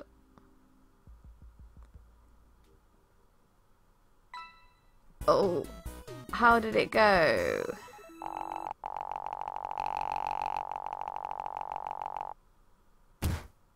Not bad. Not bad, not bad. I should always carry a pocket knife. It's a beautiful night and the air smells so fresh, so I decided to take the long way home.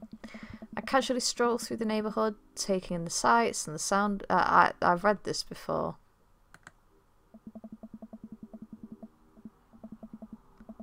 The game is on again. I've read this before.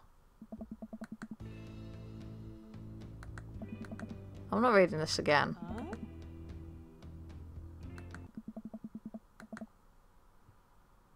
Oh. Oh shit. It's different this time. Pang of guilt shoots through me. Does she know? Is this because of me? Am I a homewrecker? Oh fuck. Oh shit. I'm gonna say hi. I decide to go say hello. I walk over to her booth. She doesn't look up. This seat taken? Oh. You. Okay, this was maybe not the best idea. Hey. Having fun with your new best friend, Joseph? It is my fault. Oh, fuck. He's a great... I'm so glad. I'm happy for you two. Mary, I'm not... I'd never accuse you of anything uncouth, Dorian. You're just having an innocent, very platonic time with my husband. A supportive friendship. Come on. You're a good friend, aren't you? Ah... That's funny. Joseph usually likes his friends to at least have a spine. We can't all be as blunt as you are, Mary. I'm trying to, like, not cause a fight. So you're an expert on my marriage now? No, I'm not. I'm sorry. I can tell you're having a rough time, and I just want you to know that it doesn't have to be like this. I don't want any hard feelings between us, Mary. Mary pauses. It's all messed up. I'm sorry. I'm sorry for us both. Mary pays her tab and strides right out of Jim and Kim's without looking back. Awkward. Welcome. You've got dads. I have so many dads. Who now? Whom?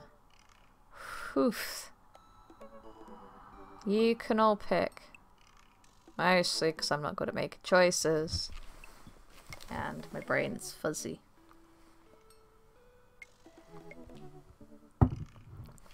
Who shall be the first to have their third date with me? Doop doop doop. Damn that latency. Anybody have a preference? Do do do do. Do do do do. Damien, alright. Let's go.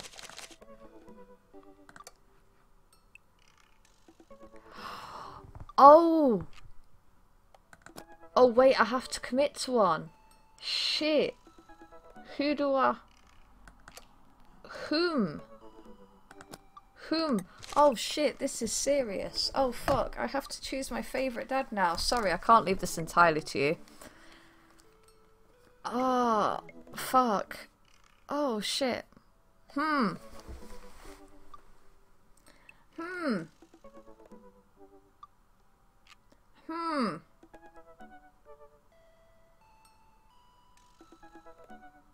Fuck. Shit. Oh, I don't know who to pick. Well, what are, like, the pros and cons of, like... Ugh. They're all so beautiful. Like, the ones that I'm personally leaning to is Damien, Matt, and Robert. What's this? Save the game, then come back to save later for all the playthrough. Genius idea. Why did I not fucking think of that? Right, save. Right. And I'm gonna make a note of which save it is. Like what time and date I've saved, just so I know which save it is. Do I need to do that? I don't know. Maybe. I'm doing it.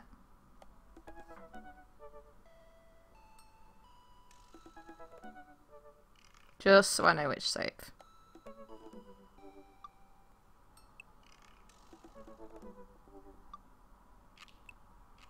Cool. Alright. So, who got the most votes down? 2 for Joseph, 2 for Damien. Fucking hell. Have I got the deciding vote? Oh, fuck it. Coin. Heads is Damien, tails is Joseph. My coin's on the floor. Ah, I can't reach it. My headphones.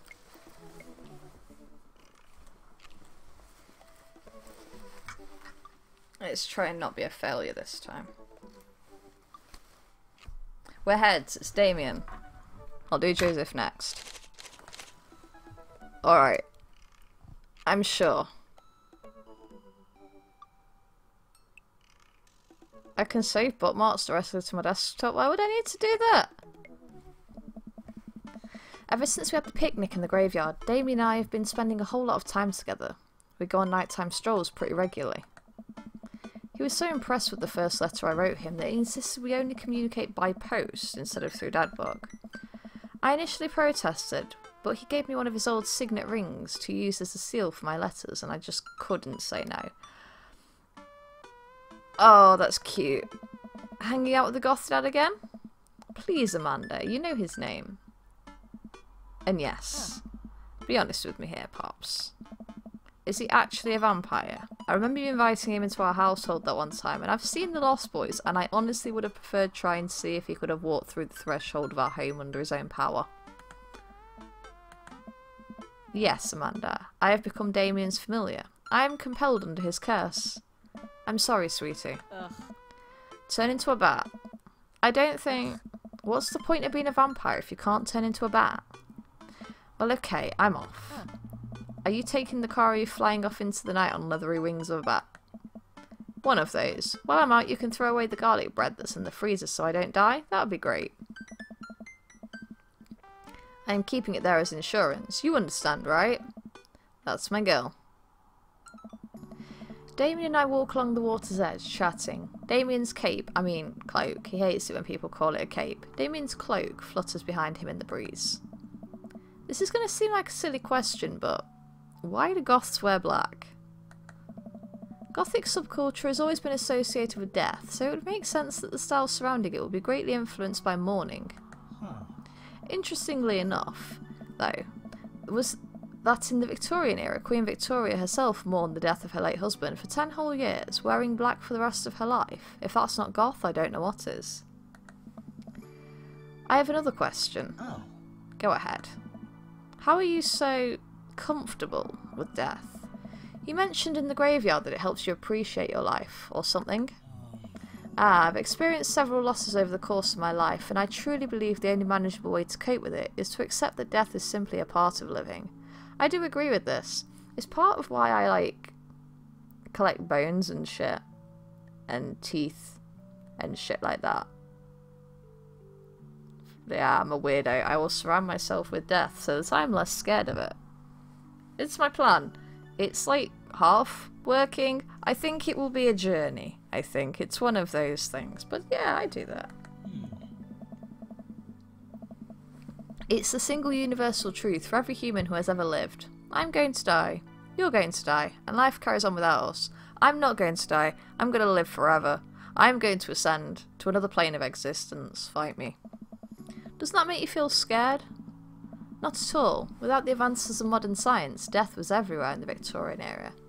And yet, funerals were major social functions. Victorians were obsessed with mementos of their loved ones, even going so far as to take elaborately staged photographs of their dead relatives. The thing of mourning was so complex that there were set periods of grieving that were deemed acceptable based on who in your life had passed. Now, we don't have any of that. If you lose someone, you end up feeling lost yourself because we have no modern equivalent of those formalities. We need to allow ourselves time to grieve, to feel that loss fully, but not allow it to consume us. So no, I'm not afraid of death. I believe it was a waste to spend your life dreading the end of it. The time we have here is brief and fleeting and occasionally cruel. It is at all times precious. To stare death in the face and live despite it, I think, is a noble existence. Let's save the mourning for the dead. Wow, that's beautiful. It is. I can see the moonlight in the bay glint off Damien's eyes. He smiles. We turn to the harbour and watch ships pass, breathing in the salty sea air. I look to Damien again and can't help but be entranced by his charm, his mystery. I find everything about him so fascinating. I lean in closer to Damien, closing my eyes as I do so. I'm so sorry. I have to take this. Damien steps away from me to answer his phone. Oh no, I hope it isn't Lucian again. After speaking in hushed tones for a few moments, Damien returns to me. Everything okay? Oh my. There's an emergency. Lucian? No, thankfully, but I must take my leave. Oh, okay. Is there anything I can do to help? Dads do have to stick together, right? You know it. Then come, there isn't time to waste. After a short drive in silence, we arrive at a rundown building on the outskirts of town. Where are we? It's better if I just show you. I push the surprisingly heavy door open and find myself in a dimly lit waiting room. A few rickety chairs line the walls, and there doesn't seem to be anyone behind the front desk. There are a few paintings and pictures on the wall, but they're so nondescript I'm still unsure of what kind of place this even is. Wait here for a moment, I'll be right back. Is this a vet's? Damon walks off down a corridor, his boot heels echoing through the halls of this seemingly empty building. Distant howls echoes from some place I can't hear, and there's faint scratching sounds like claws on tile. I cautiously peek down the hall and find stall after stall of scared-looking dogs. A few of them notice me and skitter up to the chain-link fence, sticking their noses through to sniff at the air. What have I gotten myself into? Suddenly the lights shut off. I panic. Unsure of where I am or how I can get out, I stumble through the darkness, my breathing getting heavier and heavier. Damien? The lights finally turn back on. Hey, Sailor. Hey, Mary. What are you doing here? You aren't here for the fight club? I don't want to get punched in the face. Great, because this is an animal shelter. A what? We take care of stray animals and then people adopt the stray animals. Didn't you see the pets when you walked in? Oh, sorry, I didn't really expect to see you volunteering at an animal shelter. Come on. Wow. Okay, kid, way to put me in a box. Dames, you hear this baloney? Just one moment. Thunder cracks and a door bursts open. Appearing from the shadows, I see... Damien? You look different. Hey. It's Damien. He looks completely different. No cloak, no Victorian-era clothing, no makeup. I wasn't planning to share this side of me until much later, but I'm not as goth as you think. Who cares? I'm a systems administrator for the IT department of the company with the word that I can't say. I wear tennis shoes to work and I listen to Bruce Springsteen. I enjoy going to the hardware store and looking at storage solutions, and I volunteer at this animal shelter in my spare time. It's okay, I understand. I'm boring, you're not fight me. I'm fascinated with Victorian history and the goth lifestyle, that much is true. It's just not all that I am, and I need you to know that. That's cool. Oh, hate to kill the moment here, but there's some pressing business that needs attending to. Oh, right. It's Duchess Cordelia. Again? Who's Duchess Cordelia? Oh my God. She's one of the pups, gets out all the time. She somehow learned how to open the doors, and now she's unstoppable. When did she get out? This morning. I went to go sing sea shanties to the cats. When I came back, she'd already bolted. I have to stay here with the pets, so I need you two to go find her. Of course. Where could she be? Come on. She always ends up running off to the same places. Here, let me draw you a map. Thank you. She's very smart, ruthless even. You need to stay on your toes and get her back by sundown, or else she'll turn into a werewolf and start eating people. What? You're a perfect little peach, Dorian.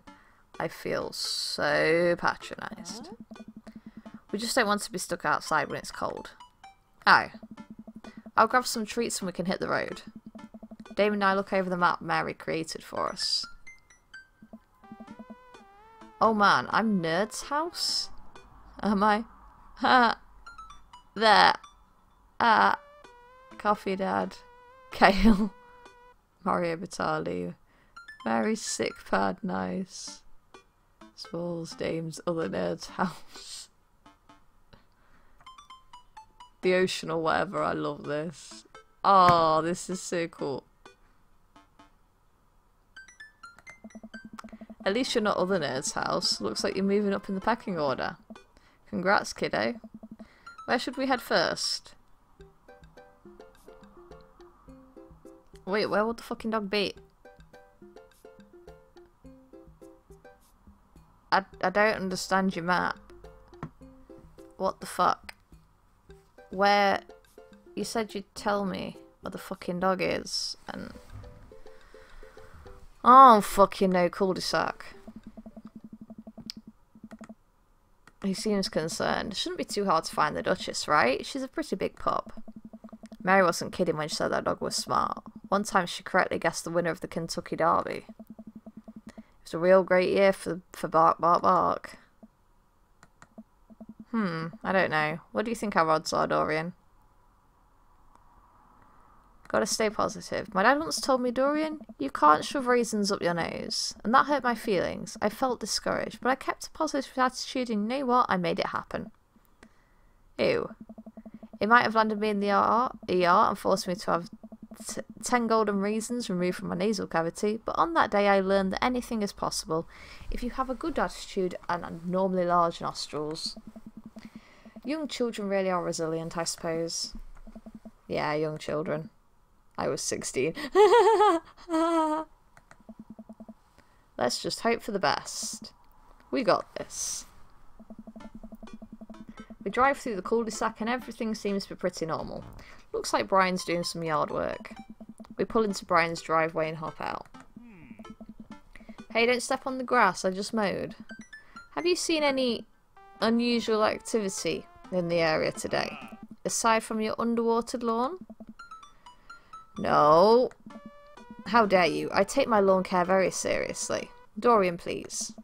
You haven't seen a dog run through here, have you? Well, a little while ago I heard Maxwell barking at something. When I came outside, my garden had been torn to shreds. It's going to take forever to retill the soil. That could be a dog, or a rather feisty raccoon. Whatever it was, it must have been hungry. Ate all of my tomatoes.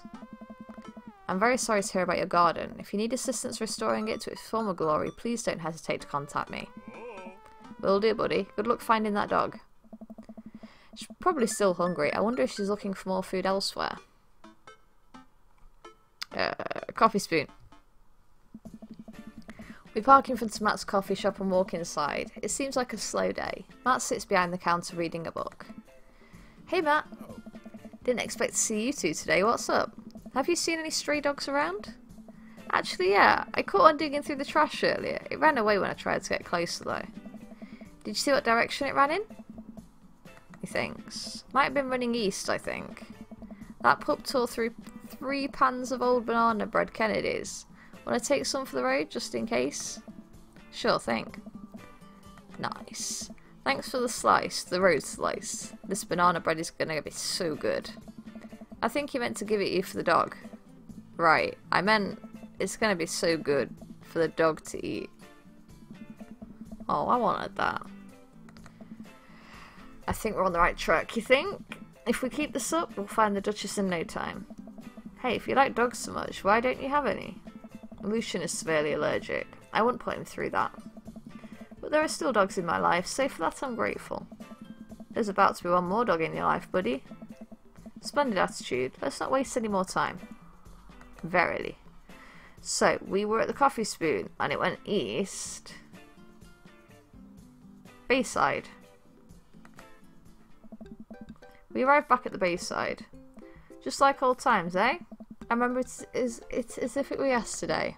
I mean, earlier today. So what do you think? Any sight of the pooch? None yet, although who knows if she made it onto any of these ships. The Duchess would do that? I wouldn't put it past her to know how to navigate in rough seas and without a compass. Very smart. Pops? Damien and I turn around to see my daughter. Amanda, what are you doing here? Did you think I just stayed inside all day vegging out on the couch and watching TV? Yeah. Oh, sorry. What are you doing? I'm heading home to go veg out on the couch and watch TV. Had to get a burrito first. Young miss, have you seen a dog around here? Yeah. Oh, you bet. I saw a Pomeranian with a bow around its neck. I saw a big old Doberman named Henry. There was a stroller full of Yorkies, a greyhound, a golden retriever. Did you see a mastiff anywhere? No dice. I would definitely have remembered that. I gotta run though. This burrito is about 10 minutes before the cheese breaks down the molecular structure of the tortilla and makes it all soggy. You understand? I do? Of course. Have a lovely evening, Miss Gay. Matt said the Duchess went east from the coffee shop, but there's no sign of her here. I suppose we need to go not so east? Wow, that is sure fucking helpful, isn't it? I'll just fucking guess then. We arrived to the softball field. It looks like Craig's team is practicing. I wonder if any of the kids saw something. Craig spots us and jogs over. Softball bat slung over his shoulder. Hey bros, what's up? Craig, you wouldn't have happened to have seen a dog around here, have you? One escaped from the animal shelter and we're trying to locate her. I don't think so. Maybe one of the girls saw something? Girls!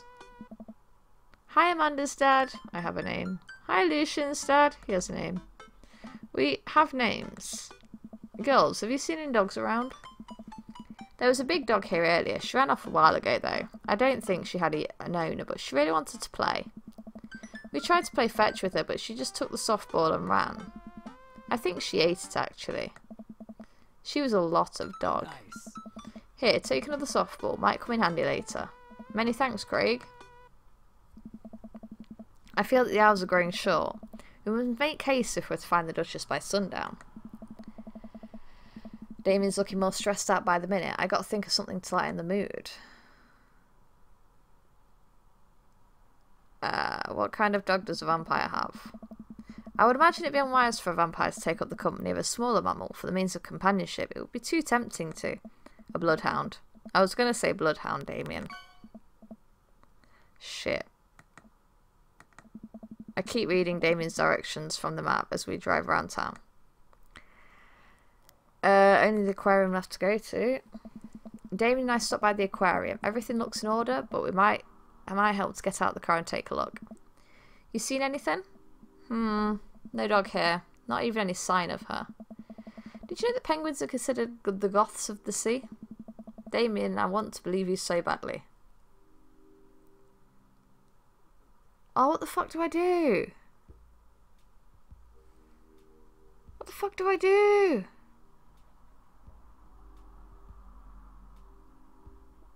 Cul-de-sac again?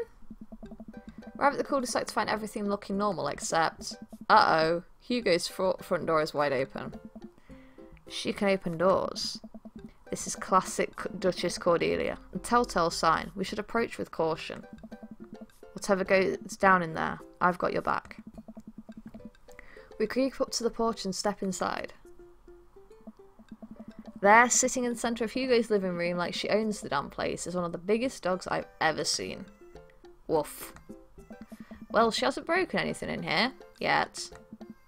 Wonderful. Now all we have to do is get this leash on her before she tries to escape again, and get out of here before Hugo comes home. Easy peasy. Duchess, come here. The Duchess eyes Damien warily. As he approaches, she begins to growl.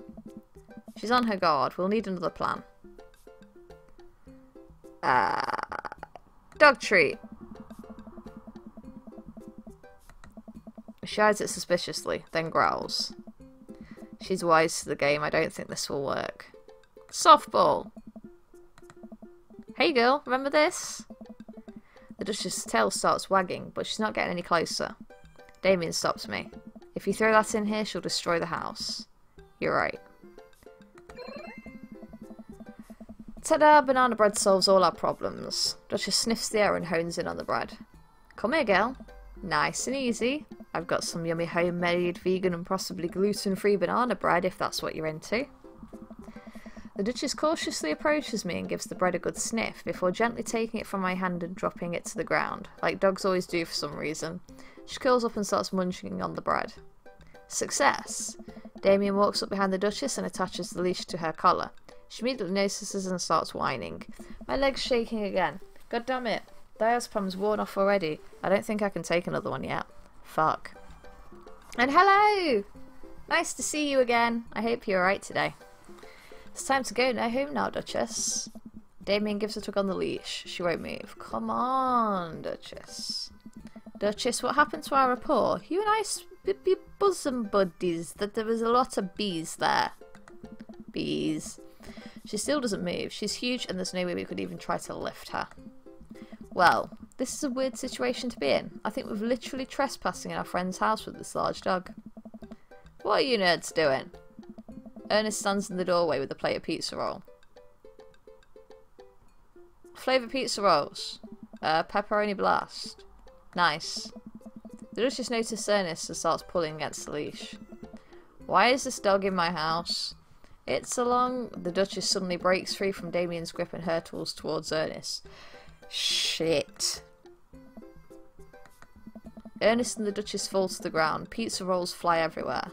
This is bad. This is really bad. Ernest, are you okay? Ernest feeds the Duchess a pizza roll. Hey, she likes pizza rolls. Ernest sits up, but the dog keeps licking his face. Oh, hey. Hugo stands at the door looking like he's at a loss for words. I'm really sorry, Hugo. What? Why are you guys... Whose dog is this? It's a long story, but it involves a large dog who knows how to open doors. Boof. Hugo, may I present to you Duchess Cordelia? How do you do? Boff. We're friends. The Duchess licks at Ernest's face. She's from the local animal shelter. She got out and we've been chasing her all around town. Your house was her final stop. Dad, can we keep her? Ernest, I don't know if we're set up to take care of her. Whoa. Wait, did you just call me Dad? Come on, please. Look how cute she is. Hugo sighs. We had been talking about adopting a dog for a while. You have to promise me you'll take care of her. Yeah, I'll give her all the pizza rolls her little heart desires. I suddenly remember what's at the back of this map and pull a pen out of my pocket. Got the forms ready for you if you're interested. I'll even waive the adoption fee since, you know, we technically broke into your household. Oh. Well, alright, it's a deal. Oh! And yay, I'm happy for your raspberries. Raspberries are nice. I want raspberries now. I'm having a lot of cravings for food today, which is unusual. I don't like food. Food is poison. My thoughts are running away from me again. I can feel it. But I don't think I can take more diazepam yet. My meds still haven't worn off yet, the other ones. I've missed 2 doses now, but they're still there. I'm still a little bit manic. And... yeah. Hugo steps onto the porch with us and signs the forms while Ernest plays with Duchess inside. He sure seems to be happy with his new friend. Ah. I know, he called me Dad. Can you believe it? I'm really happy for you, Hugo. Damien places a hand on Hugo's shoulder. I certainly can. I think this will be really good for Ernest. It should teach him some responsibility. Maybe he just, like, needs a bit of distraction, something to focus on. I mean, that happens with a lot of teenagers. They're just like, what the fuck do I do with my time? I'm just gonna piss around and cause trouble. But you give them something to fucking do, and it does help. It does. And I mean that seriously. I'm not just being like, oh yeah, it totally helped you. Like, I used to help on these courses and shit for, like, teenagers with problems. And, like, first I went on these courses and they just give you shit to do, and it was fun. But then, like, they were like, hey, you need more responsibility. You can look after these really, really struggling teenagers. You can be responsible for them. And it was terrifying because I was practically the same age as most of them. And I was also really struggling. So it's like, why? Why me? But actually it did help. It was good. And I can't say that, but I shall definitely look into it, for I definitely need medication alternatives. Because everything I've tried lately has made me crazy. I will look into everything suggested to me. Thank you. You should probably look into getting better locks for your doors, though. You should. The Duchess is a wily one, but do right by her and she'll love you too forever. Protect your wrestling room. Please protect your wrestling room. Thank you. And long story short, the Duchess now lives in a happy home and neither of us were charged for breaking and entering. So all in all, I think it was a fine day's work. Nice work, you two. Great. Dorian, you could be a valuable asset to our team of volunteers, you know.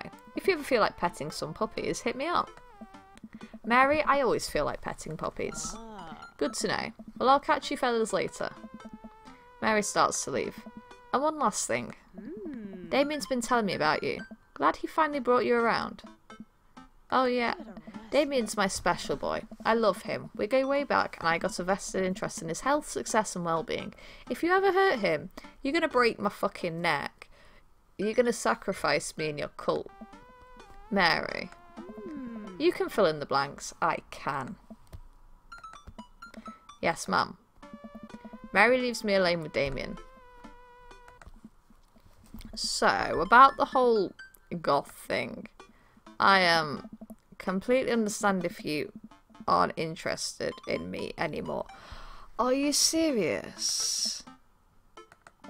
Am I missing something here? I'm not a cool goth prince. I'm boring. I own 5 pairs of tennis shoes. I wear dumb glasses. Don't you care? Mate. I am a person who appreciates my style, right? But I am currently sat here in, like, fucking pyjama trousers that are older than my child. And have God knows fucking what stained all over them after I've eaten shit in bed. They're disgusting. My NASA jumper is pretty rad. I'm wearing a NASA jumper. That is cool. I've got fucking, like, camo print jacket which doesn't match. And Harry Potter socks. And some, like, knockoff Converse shoes that I got from Primark that, like, have, like, chemically burned my legs. And yet, for some reason, I still wear them. Like, I have scars on my legs from these shoes. Like, I'm not one to judge if you're not gothed up all day, every day, my friend. Neither am I. He looks so nervous. Damien, do you really think I only like you because of all the goth stuff? That's all cool, but the best thing about you is how passionate you are about the things you love. History, art, Victorian fashion, dogs, storage solutions, it doesn't matter what it is. You care, and that's awesome. It is. And also, the glasses are very cute. They are. You don't think I'm boring at all? You are the opposite of boring. If you're boring, then I don't know what that makes me. I spend too much time online shopping flashlights. I get excited to mow my lawn on Saturdays. I get cranky about commercials being too loud. I've even been thinking about making my own peanut butter. Not the peanut butter for me, but I have made my own soap. I'm thinking of making my own wash powder. I am surprisingly a sad nerd, really. I just pretend to be cool. Then maybe we can be boring together? Oh, we're gonna be boring together. Yes. It would never be boring if it was with you.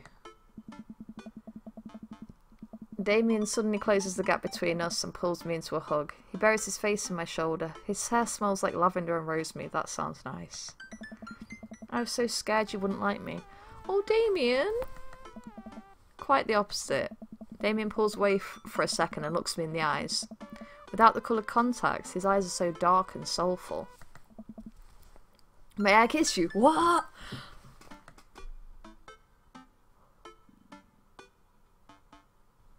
Does it matter which option I pick? Oh, I'd love that. Yeah, just kiss me. He smells slightly losing. Give me a chance to kiss. Yay, yay, yay, yay, yay, yay, yay, yay, yay, yay. He pulls away and gives me an intense look. Do you want to help me take care of the puppies? Yes. Yes, I do. Oh. Davey and I arrive back at the cul-de-sac, our fingertips entwined, like a proper gentleman who walks me to my doorstep. This was lovely. Thank you for understanding. Thank you for everything. I'm very happy I can be myself around you. I'm glad, but I have one request. What's that? Can we keep sending each other letters? But of course. Damien kisses me one last time before turning around and heading home. You nosy little shit. Amanda runs back to the couch from the window and tries to look as nonchalant as possible. Hello, Father. I was sitting here on the couch this entire time. Hi, Amanda. So, are you guys, like, starting a vampire coven together? Oh, plot twist. Mothman. Damien's actually Mothman. Fucking knew it. I told you I kissed Mothman. Told you all, didn't I? Yeah.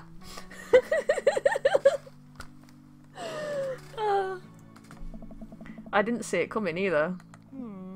Genius. Well, whatever's happening, I'm really glad you two are happy. You deserve it, Dad. Oh, thank you. Oh, shucks. I'm gonna head to bed. Catch you in the morning? Sure thing. I make my way to my room and fall into my bed with my heart full, excited for the days to come. Oh! And that bit in the comments there about the DNA test, that is really helpful. I should probably check that, especially given I've been having such bad reactions to meds. Majestic evening. A rank! Yes! Oh, that was lovely.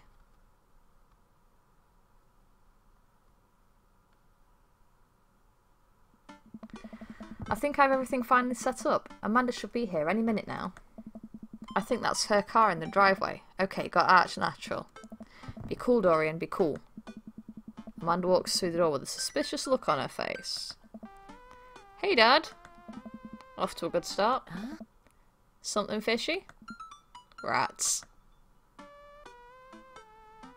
It's the feds. Their life of crime is finally catching up to you. I tried to send him in a different direction, but even I'm no match for the power and funding of the US government. Well, if they think they're going to take me alive, they got another thing coming. I'm kidding. You're right. I have a little surprise for you. Ugh. Yeah, I can tell. You're very bad at lying. It's true. Amanda, my dear, would you care to join me in the kitchen? Father, it would fill my heart with glee. I lead Amanda over to the kitchen table, where a present lies covered under a tablecloth. It's nothing special, but I wanted to get you a little something. You graduated high school last week, and I know you told me not to make a big deal of it, but... Oh, Dad, I dramatically whip the cloth off the table. Amanda's jaw drops. No way! I figure you probably won't be able to get a cable in the dorm, so I thought it might be nice to take a piece of home with you. A DVD box set of long-haul paranormal ISO ghost truckers. This is all 19 seasons. Ah, you're good then. And bonus material, including commentary with actual ghosts featured on the show. Huh. Dad, I love this. Thank you. She gives me a big hug. I'm glad you like it. Hey, you want to hang out with me in the backyard for a bit? Toss the old pigskin or something? Totally. I follow Amanda to the back door. Oh my god, they actually made me jump. Shit. Fuck. Ah. You told me not to make a big deal, but you seem to have forgotten that my entire mission in life is to make a big deal out of your accomplishments. So consider this your graduation party. Surprise! Dad, everyone's here. Well, yeah, everyone wanted to come and support you. Is that a mac and cheese bar? Sure is. Fully customizable down to the type of mac. Holy shit. I want a mac and cheese bar. I need to make or find a mac and cheese bar. Who wants to come to a mac and cheese bar with me? And there's an ice cream cake. The good kind with the crunchies in the middle. Yeah. I don't know what to say. Don't say anything. Just go have fun with your pals, alright? I'm so proud of you, Amanda. Amanda smiles and runs to her friends. I should make the rounds and make sure everyone's having a good time. But first, mac and cheese. Priorities. Dorian, my dude. Hey, Pablo. How's the shirt business going? My bud, I got men's shirts, I got women's shirts, I got tank tops in a variety of sizes, shapes and colours. Each one of them fine quality screen printed with the logo and visage of world-renowned witch house outfit Vacant Veil. Purchasable at most respectable retailers. But more specifically, out of the trunk of my car. I'm also selling my mum's world-famous homemade apple butter. Never stop hustling, Pablo. Baby, you got it. I walk over to Mary, who's having a lively conversation with Amanda. We have a real fluffy Samoyed? What, right now? I don't fucking know. His name's Harold. Loves belly rubs. He always tries to lick your face if you get too close. Mrs. Christensen, thank you so much for telling me in great detail about every single dog currently at the animal shelter. Please tell me about the Afghan with 3 legs again. Sure, Quadro we call him. It's one of those ironic nicknames. You know, if you're really interested, I could probably steal one for you. Really? Nah, but I could get you in to meet all of them. We could always use extra hands around the shelter. And if those extra hands also happen to steal a dog, I'm glad you two were able to bond over cute dogs. Really warms my heart. Dad, we're having a moment. And yay, virtual hugs for everybody. Hey Sailor, your kid's a good egg. She is. Where's your goth prince? You two are usually attached to the hip these days. He's around. Stella. Mary turns her attention to Amanda. It's not too hard to sneak a dog into college. Trust me, I did it plenty back in the day. At one point, I had 3 cats living in my dorm. I decided to leave them to it. I am not party to any of this. All of a sudden, a huge dog leaps up into my arms. Duchess! Hugo and Ernest run up to me. The Duchess gives my face a few broad licks and hops down. We're working on that. Got her in a disciplinary class. She's a wild spirit who runs where she may. I don't mind at all. Looks like the 3 of you are getting along nicely. She's a valuable addition to the clan. If I hold up my homework in front of her, she'll eat it. Cool. We'll deal with that later. Duchess Cordelia spots a squirrel and darts across the yard. Ernest follows her, laughing. He's actually been a lot more manageable lately. I think taking care of the dog is good for him. Yeah, I knew it. Thanks for breaking into my house, I guess. Anytime. Dorian, hi Brian. You made it. I don't pass up on good Mac. What do you think of the party? It's not bad. Don't. Just not bad? Yeah, it's not bad. Don't. Thank you for the lovely compliment. Sure thing, pal. Say, let me know if you ever want to head out on the lake. I'd be happy to pull you out of the drink again. Don't do it. Hi, Daisy. Distract me. Hi, Amanda's dad.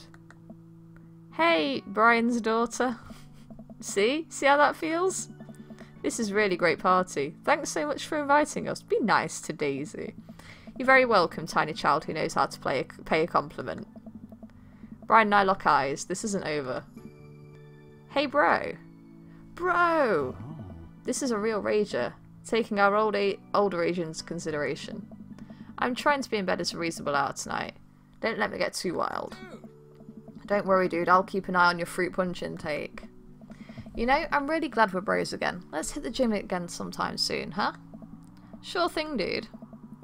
Briar and Hazel peek out behind Craig. Hi, little ones. Hello. Hiya. Thank you for all the ice cream cake. Wait, girls, how much of that did you eat? Briar ate 4 pieces. Ask any witness. No, I didn't. Hazel ate 4 pieces and wants to pin it on me because we look alike. I have your face. No one will ever believe you. Oh boy.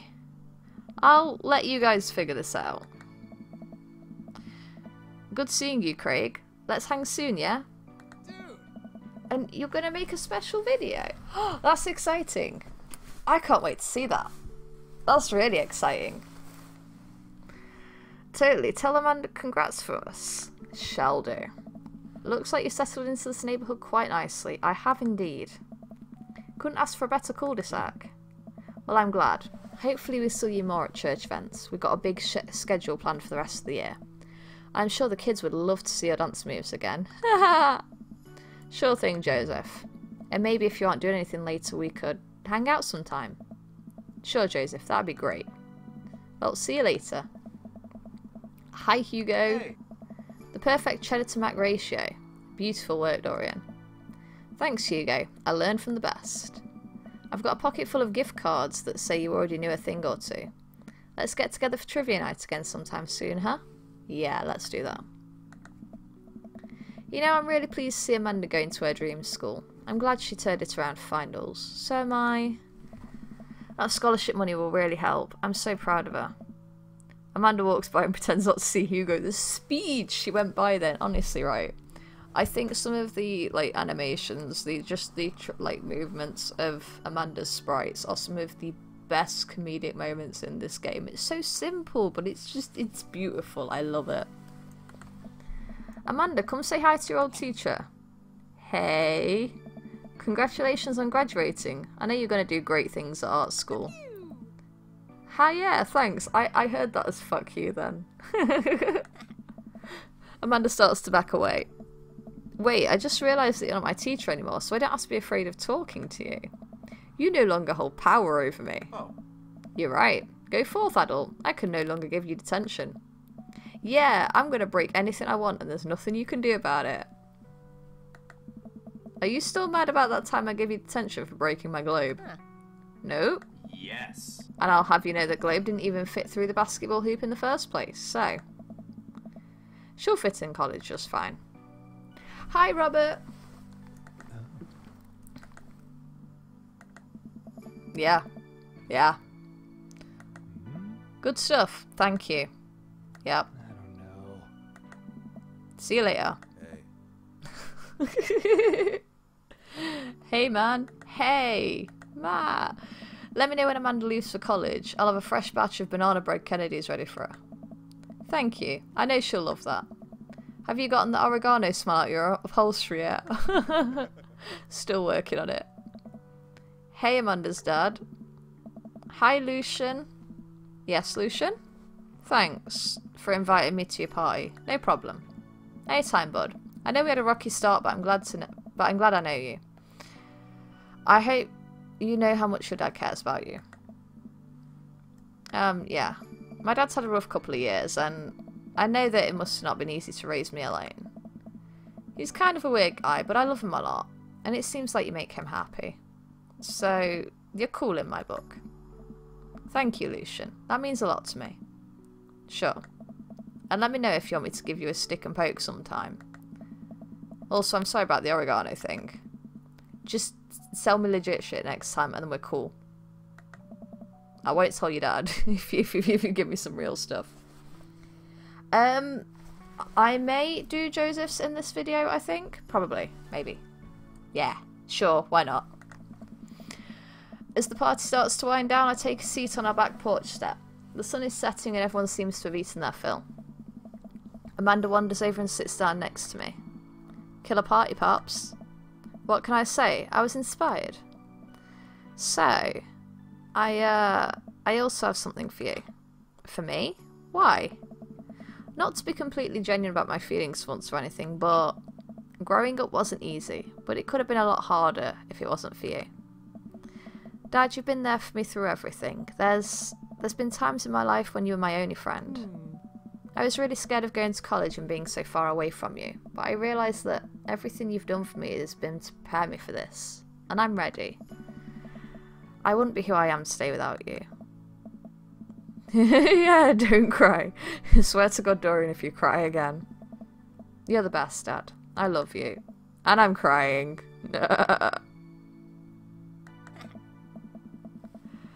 Anyway, that was enough emotional vulnerability for one day. Present time. She hands me a tiny wrap package. I tear the wrapping off to find... Aww. No, I am gonna cry now. Because you know this one time, I believe it was Ophelia's second Christmas. She was really proud of herself. She brings me this present. And I opened it and she was so happy. And it was like photos. And it was really nice. And I cried then. And I'm gonna cry now. It's a really nice thing, okay? When a child does that for you, it's really sweet. Shush. It's us. Kinda shocking all our photo albums are just pictures of me, huh? I figure we need at least one together before I leave. Amanda, thank you. Watching you grow up has been the happiest experience of my life.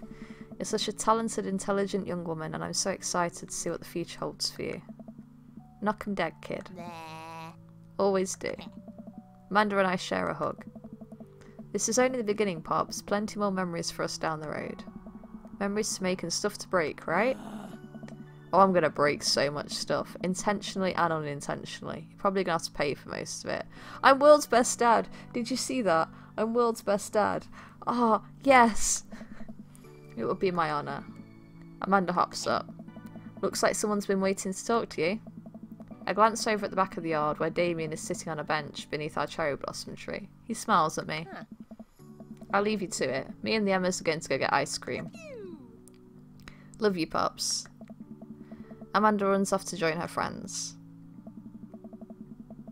I take a seat next to Damien as the last guests make their way out of the party. Did you know that in the Victorian era they were called benches seaty boys? Oh my gosh, really? Really? What? Really? No, they didn't, did they? I fell for that. But that's what I'm going to call them now. But what if? It's good to see you in your civvies again. Thank you. I had a revelation the other day, Dorian. I think it was largely due to your continued influence upon me. There was a version of myself that I might have been embarrassed to show, that might have been embarrassed to show you my true form, my information technology form. What you said about me, about how my passion was what you truly admired, that emboldened me to feel like myself regardless of how I choose to dress and act. Instead of separate entities, they are simply different facets of myself, a three-dimensional human being with his own thoughts, wants and needs. I love dressing the way that I do, but I feel constricted by what I thought was my own personal brand. Made me lose sight of why I did this in the first place, to make myself happy. I place my hand on Damien's and feel a light squeeze. Looking up, I'm greeted by Damien's warm smile. I'm trying to be more comfortable with who I am, rather than dwelling on who I could be to other people. Can't stop smiling. I'm so proud of him. Damien, I'm so happy you've realised that you can be a dog-loving goth. Me too, Dorian. Me too. I feel myself inching closer and closer to Damien. I go to brush a lock of hair out of his face and I'm shocked at how soft he is. Oh my gosh, they're so cute. Oh! How is your hair so soft? Dog shampoo. I keep running my hands through his hair as he leans closer to me, placing a hand on the side of my face. He strokes my cheek with his thumb. This is so cute. Mm. You know, public displays of affection were considered scandalous in the Victorian era. Ah! Ah! Damien pulls me in for a kiss. They're so cute. Ah, I love them. But I think I can make an exception for you. Oh!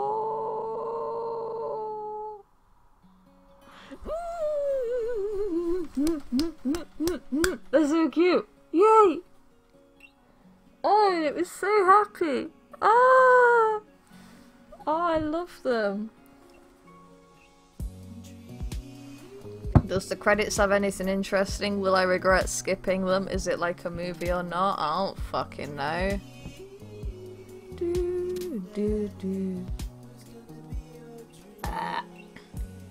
I'm going to take this moment to rest my voice, for I am going to do the Joseph one.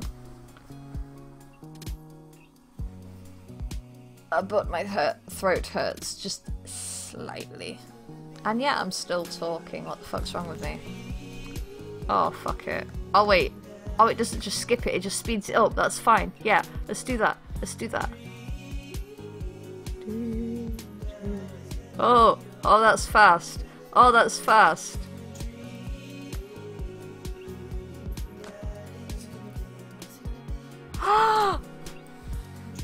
Yeah. Nice. Do. Yeah, and is that what's in the gallery then? Yeah. Oh, nice. Right. Which save was it? It was that one, yeah? Yeah? Right? Welcome. You've got dads. Yes. Right, okay. We'll do Joseph.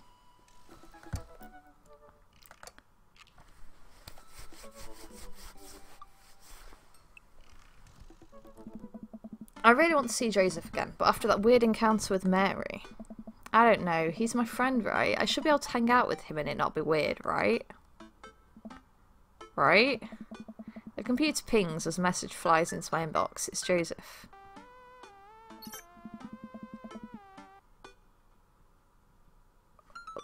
Alright, so we're going to actually hang out. No manual labour, no impromptu therapy sessions with sad DJs, no something else.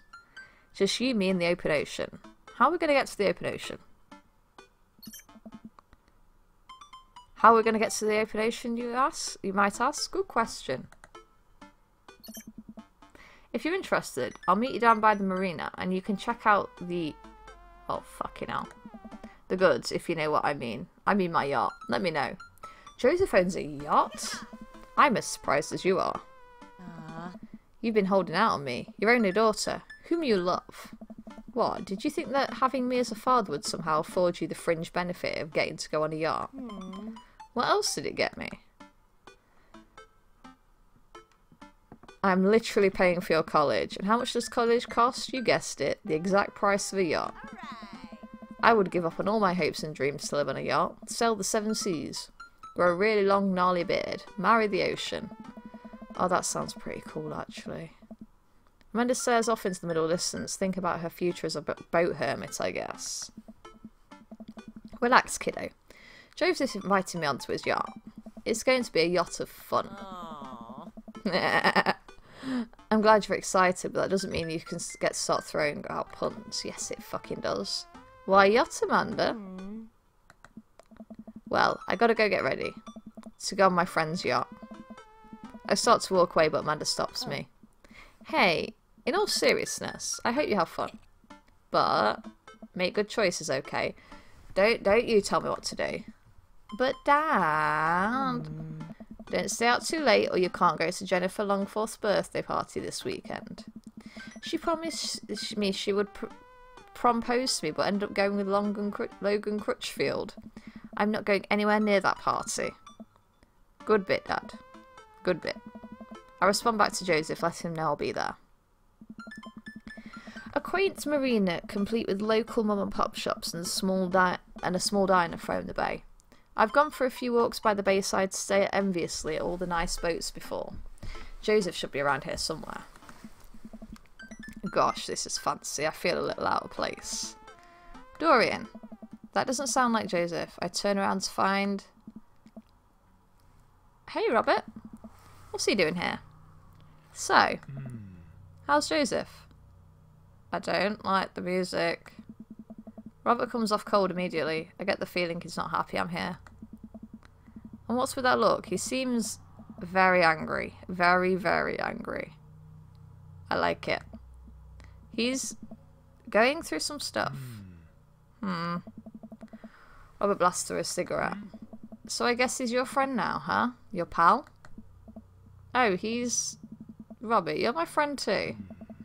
I suppose two friends just spend the night out on a private yacht together, being buds, chatting about friendship. Is that what two friends do? They can. His voice is getting louder. What's gone into him?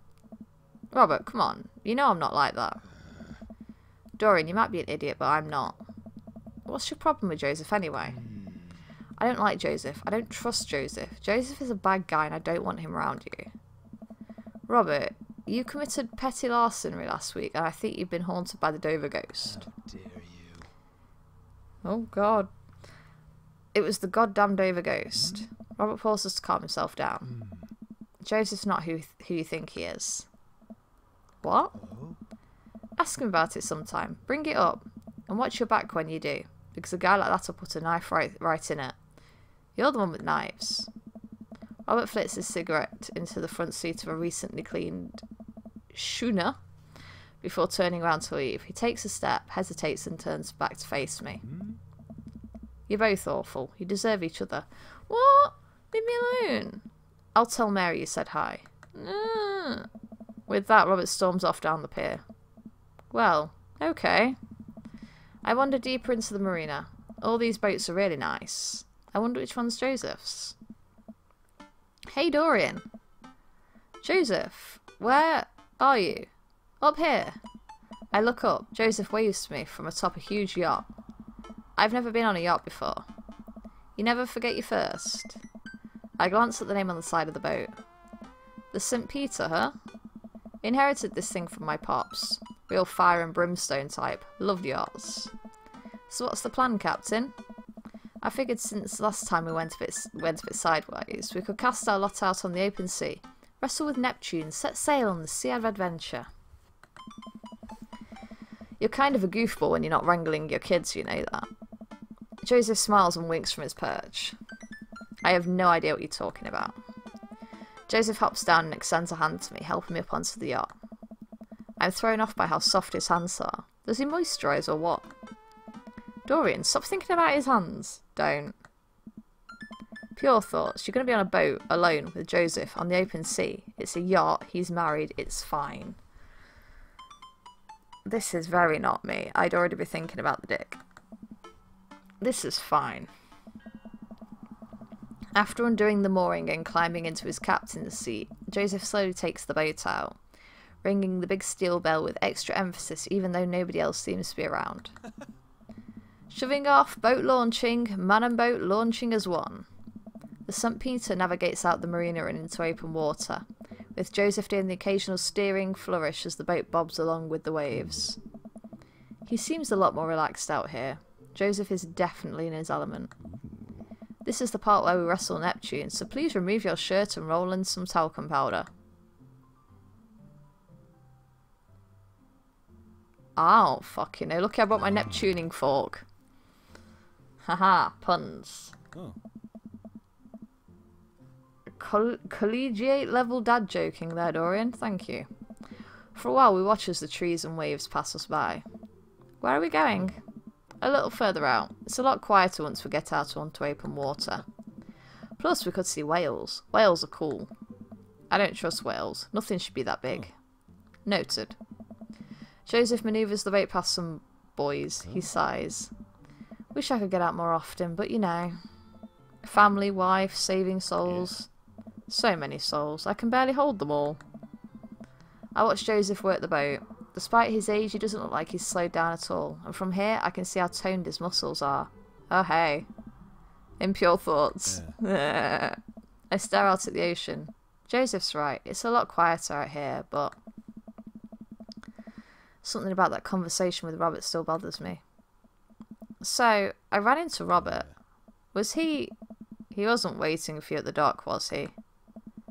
Yes, and smoking like a chimney. That's Robert, alright? Is everything okay between you two? He seemed angry. It's... How do I put this? Did Robert ever proposition you for, escapades? Actually, he did. Yeah. And did you take him up on that? No. Ah, well. That is where we differ. Oh, hey. What? Yes, what indeed. I know. Father of 4, family man, married for Christ's sakes. I should never have even... But I was in a bad place, and with Mary constantly out, so... Joseph settles himself before continuing. This definitely gets under his skin. Yeah. I made a hasty decision. One which Robert does not exactly... He has a weird thing about casual, But he asked you. You'd have to ask Robert about the weird Robert politics of that. He's been weird about it ever since. Huh. Eh? But it's over, right? Oh, yeah. Absolutely. That began and ended on the same day. Well, okay then. So you're not upset? I'm not. Things happen, Joseph, and I think you of all people deserve a little forgiveness. Oh. Thank you, Dorian. That means more than you'll ever know. We boat in silence as the bay gets smaller and smaller behind us. I decide to take a peek over the edge of the ship. The wake this thing kicks off is intense. I wonder if Joseph would ever let me water ski off his yacht. Hey, dolphins! Nice! Joseph, there are dolphins. So you're scared of whales but not dolphins. Dolphins are evil. I feel like there's an unspoken truce between man and dolphin. I'd be more than comfortable riding a dolphin's battle. I would not. Dolphins are like humans, therefore they are evil. Dolphins are way more dangerous. They sometimes drown their babies for fun, you know. They attack people for fun too. You know that dolphins have sexually harassed humans. That's the thing they do. They are terrifying. They like pick on seals and kill them for fun. They literally murder for fun. Dolphins are fucking terrifying. Honestly. Just murderous, evil, scary things. Can I trust nothing on the open ocean? You cannot. Oh. I like to think that I'm pretty cool. Alright, Joseph, it's you and me versus the entirety of marine life. Oh. I yell out to the ocean. My life goal is to punch as many fish as I can before I die. You tell him, Dorian. And here we are. Dorian, welcome to the ocean. I look out into the vast expanse of blueness. Yep, that's the ocean. I'm suddenly struck with an overwhelming sense of claustrophobia, despite being in a wide open space. I'm on a boat with a handsome man. A handsome married man. And there are whales beneath us. Nothing should be that big. Oh. It's a little daunting, isn't it? Do you trust the whales? You know there are more dangerous things in the ocean than whales, right? Oh. Like tuna. The tuna is an apex predator. What about sharks? Sharks are tight. Sharks are cool. I like sharks. Most of them will not fuck with you if you are sensible, if you know the rules. It's the tuna you gotta watch out for. And the whales. Hey, wanna look out wistfully over the sea with me? Joseph and I head to the bow of the ship and do some quiet contemplation. You know Shh. Quiet contemplator. Oh. I'm alone with my thoughts. Cool. Not a good idea. Yeah. I look out to the sea for a bit, then over to Joseph. He looks so commanding as he surveys the ocean. I feel like he really is at home on the water. What Mary said to me at the bar. I can't stop thinking about it. Is she right? But she's terrible to him. He's unhappy. He deserves better. I don't know what to think about this, but I just feel so drawn to Joseph. Oh, scandalous. And, ooh, I shall check the video soon. I should say something. So, about Mary. Joseph continues to stare off into the distance. It's, well, if you really want to know. Kirk Douglas. Suddenly I hear a sputter coming from the engine room. Joseph runs over to the boat's controls and taps on some dials. I guess we can talk about Mary later. Oh, okay, so. We might have a small problem. What small problem? We are out of gas. Fuck.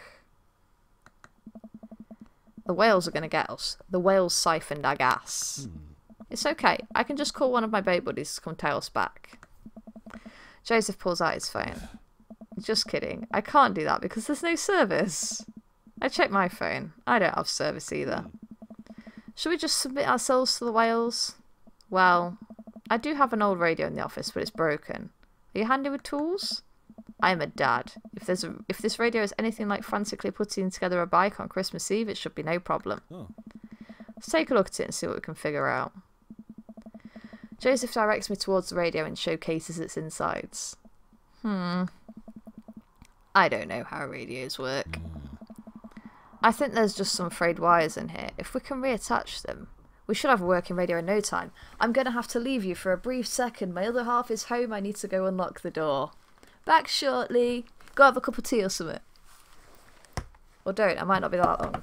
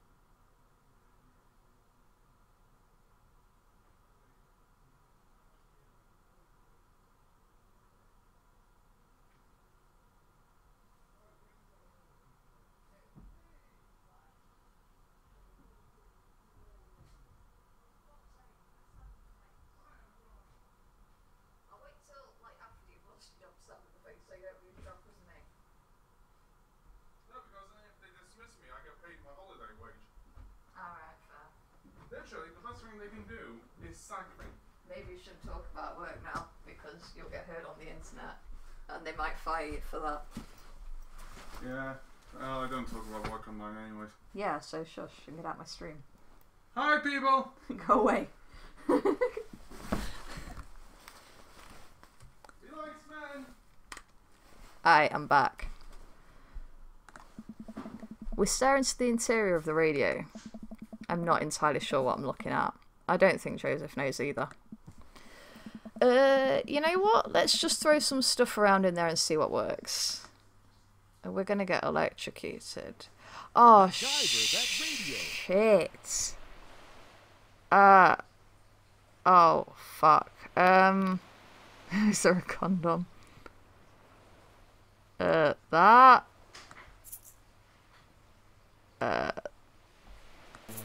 Ah! I broke it. What am I doing? Fuck. Ah! Why is that a problem? I don't get how this works. Oh, crikey. I don't fucking know. I've lost the screw. It's gone. I don't fucking know what this is. Just gonna chuck shit in there. Ah. What? Alright then. Fair enough. The radio springs to life. Whoa, we did it. Joseph speaks into the receiver. Hello? Hello? Can anyone hear me? He tries a few other channels. Nobody responds. We might be a little far out. I don't think there's anyone in range. How big's the range? Well, this radio came with the boat when my dad bought it in the 60s, so not great. That's reassuring. Now what? There's worse places to be stuck on a yacht than a yacht. Wine? Wine. I keep a couple emergency bottles below deck. When I go grab someone, I fiddle with this radio some more. I shall do that. Let's see. Wine, wine. It's got to be around here somewhere. For an old yacht, this lounge is pretty high class. Wood panels on everything, leather couches. It's like an old Playboy photo shoot in here. Oh, a California King. Swanky. It's all made a little messy. Less swanky. For an old yacht, this... yeah, okay, I get it. Floor. Some clothes strewn on the floor by the bed. Socks, slacks, yeah, a pink polo shirt. Well, I guess now I know if Joseph prefers boxers or briefs. This place seems a little lived in. Hey, wine glasses. I must be hot on the trail. But no wine. I grab 2 glasses and get back to searching. I take a look at everything on the shelf. A few photos on the wall here. Looks like a picture from Joseph and Mary's wedding day. Nice grandpa glasses, looking real slick there, Joe. Another picture of Mary and Joseph on this very yacht. Quality 90s fashion right there. Mary still has her patents and stink face, but at least Joseph seems happy on the water. Hey, it's all the dads. Looks like it's from a couple of years ago. The gang's all here. Brian, Matt, Hugo, Craig, Damien, Robert. Wow. Robert's actually smiling and wearing a sweater. I know that sweater. And there's one guy on the end that I don't recognise. Hugo's ex, maybe? And hey, here's Joseph go-karting with the kids. That's fun. I take a look at everything on the shelf. Books. Bunch of different Bibles, on brand. A couple old vet magazines. I guess those must be Mary's. Wait a minute. Is this... Well, well. Now the hot body shoe is on the other hot body foot. I take a look at the... Well, I'm assuming you found porn. there's one thing Joseph does right, it's the odd stuff he puts on shelves. I take a moment to closely examine what I think is an old submarine clock. Ah, and there's the crosses again. Boy knows his crosses. Really cool design too. Cabinet. Look, you can tell a lot about a man by how seriously he takes his fire safety.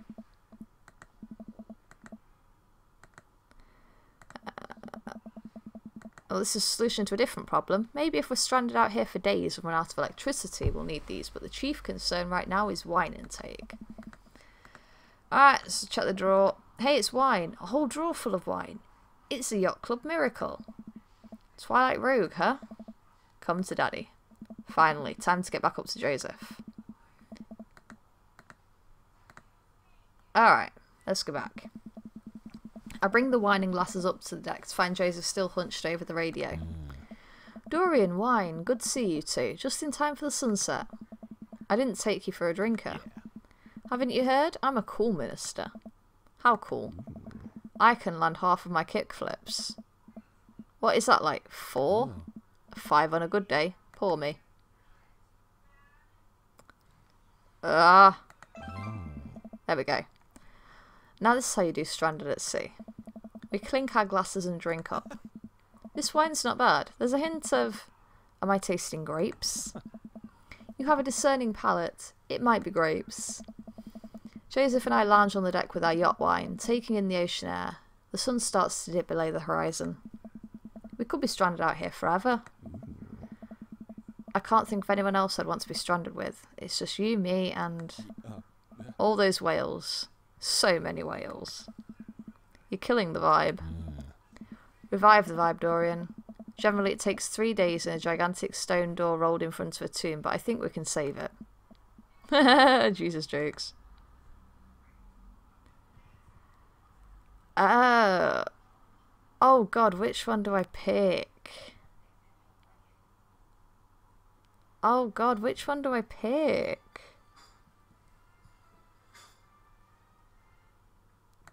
Let's go for more puns. I'm trying to alleviate my fear of whales by making jokes about them because I don't have any healthier coping mechanisms. Cheers to that. This view though. I mean, there's something a lot prettier right in front of me. Sweet, full-bodied. God. Joseph, this wine, so good. I gotta take another sip of wine, but stop myself. Is wine an acceptable beverage in Margarita Zone? Oh. That it is, Dorian. All beverages of leisure are welcome in the Margarita Zone. This is almost what we wanted, right? Oh. No responsibilities, no worries, other than possibly dying out here. And the whales. But yeah, I'd say we're in the zone. We clink our wine glasses again. To the Margarita Zone. Wasted away again. If you have any salt shakers, we can arrange them into a pentagram to summon Jimmy Buffet. Maybe he can save us. As a youth minister, I make pacts with neither the devil nor island jammers. If we're to get off this boat, it will be by the grace of God. Or Steely Dan. Yeah. Our laughter dies down. We're both silent for a moment, looking into each other's eyes. Joseph leans in closer. I feel myself doing the same. Are you going to kiss? Are you going to kiss? Are you going to kiss? This is a bad idea. It's a good idea. I can't help but feel like doing this will only end up hurting someone else. Just do it anyway. I'm a terrible person. But his face is really close to my face. Do it! Do it! Do it! Right. Dorian, I have to tell you something. Mary and I are done. I pull back. I think about the clothes strewn about the lounge, the undone bed. Are you living on this boat? I didn't want to mention it, but... He sighs, strolling back to the controls of the boat. I lean on the console next to him. We had a very long talk, and it's unsalvageable. I'm staying here until everything's sorted out. I'm so sorry. If there's anything I can do... I'm fine, actually. It was a long time coming. For the first time in a long time, I'm seeing a path to happiness, and now I can focus on myself and stop trying to deny the things that make me happy. I need someone who will be there. Someone kind and honest. And you deserve that, Joseph. You really do. Anyway, I've been having this crazy feeling there's someone who I could get in the habit of having around. Someone very close to here. Is it... Wait.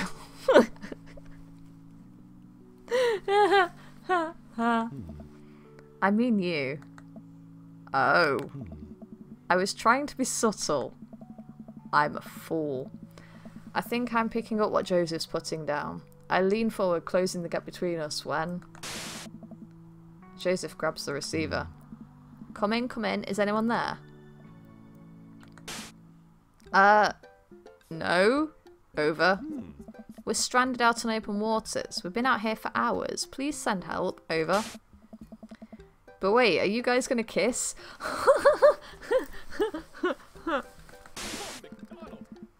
I mean, what are your coordinates? Over.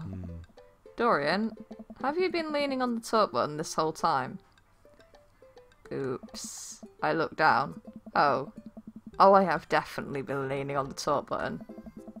Betrayed by my own butt yet again. I didn't lean on it, you leaned on it. Neither of you were leaning on the talk button. We didn't hear anything. Over.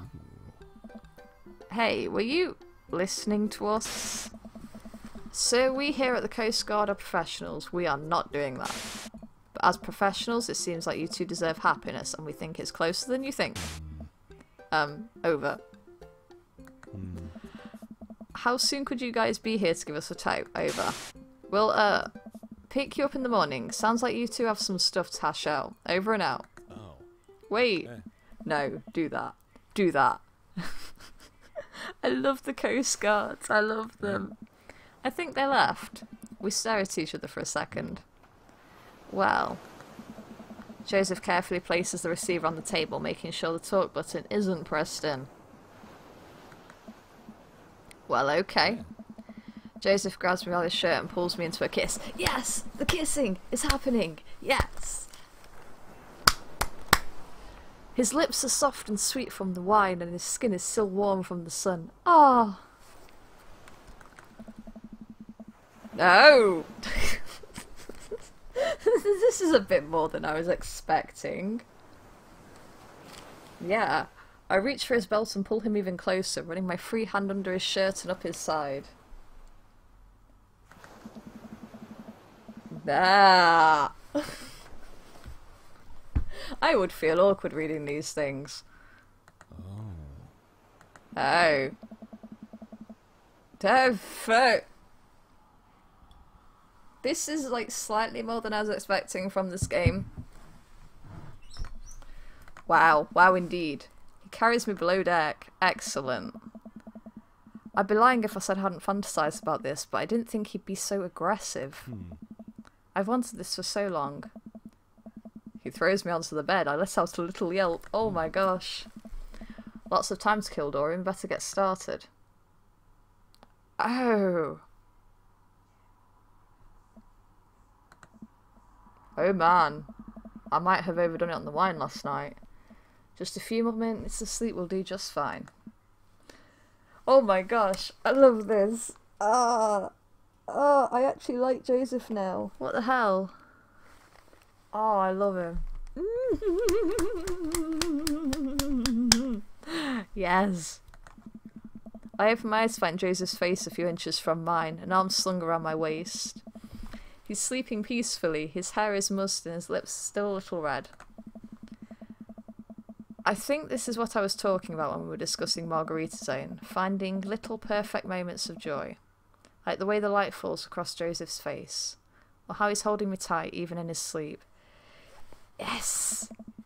I'm very tempted to curl up closer to him and keep sleeping, but I know the Coast Guard will probably be here soon. I'd like to be wearing clothes when that happens. I nudge Joseph. It takes a couple of shakes before he blearily opens his eyes. When he notices me hovering over him, he breaks into a huge grin. We should get dressed. Joseph pulls me in for a kiss. Yay! Do we have to? Another kiss. Stop trying to tempt me. Fine, fine. The Coast Guard eventually shows up and tows us back to the bay. They thankfully keep their comments to themselves. Joseph and I step off the yacht and he walks me to my car. I had a great time. Me too. No thanks to the whales. Yeah. You're on land now. They can't hurt you here. Oh, Alice, I'm always fine being the side piece as long as I get the dick. Don't worry about me, I'm good. Take care, Joseph. You too.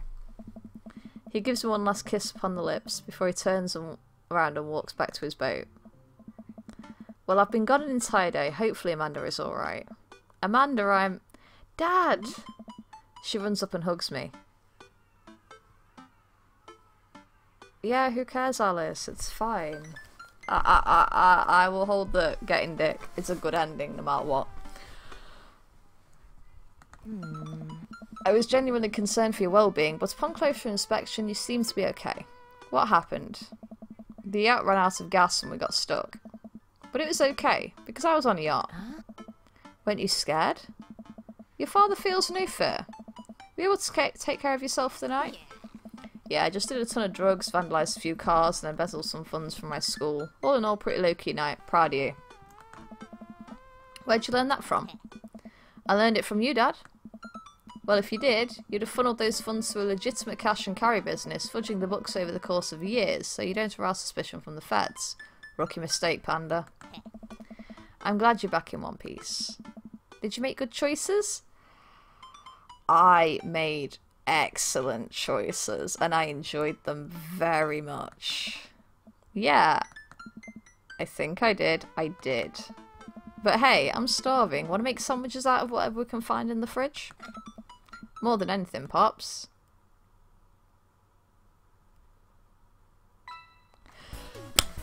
Yes! Do it complete. Please pick up, please pick up, please pick up. Yeah. Are you fucking kidding me? Nah, I don't care. Dick was good.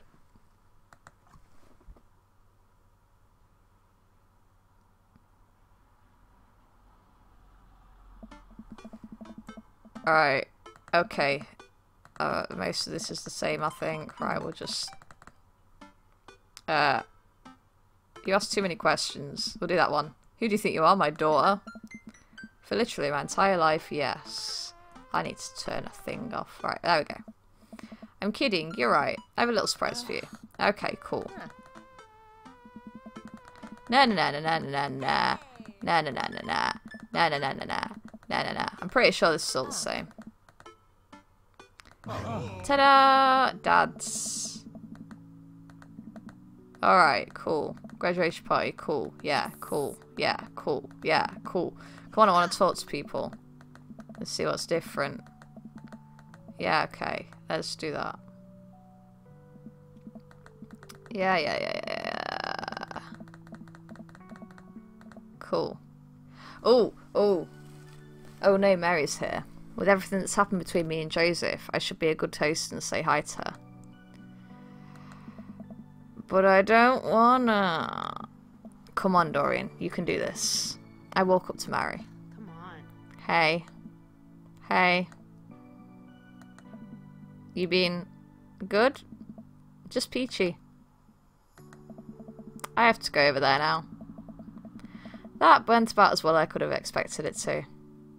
Hey, you. Yeah, cool. Oh, it's the same, I think. Da-da-da-da-da-da. Craig, you're not gonna have anything different, are you? Nah. Da-da-da-da-da. Who's next? Hugo. Yeah, cool.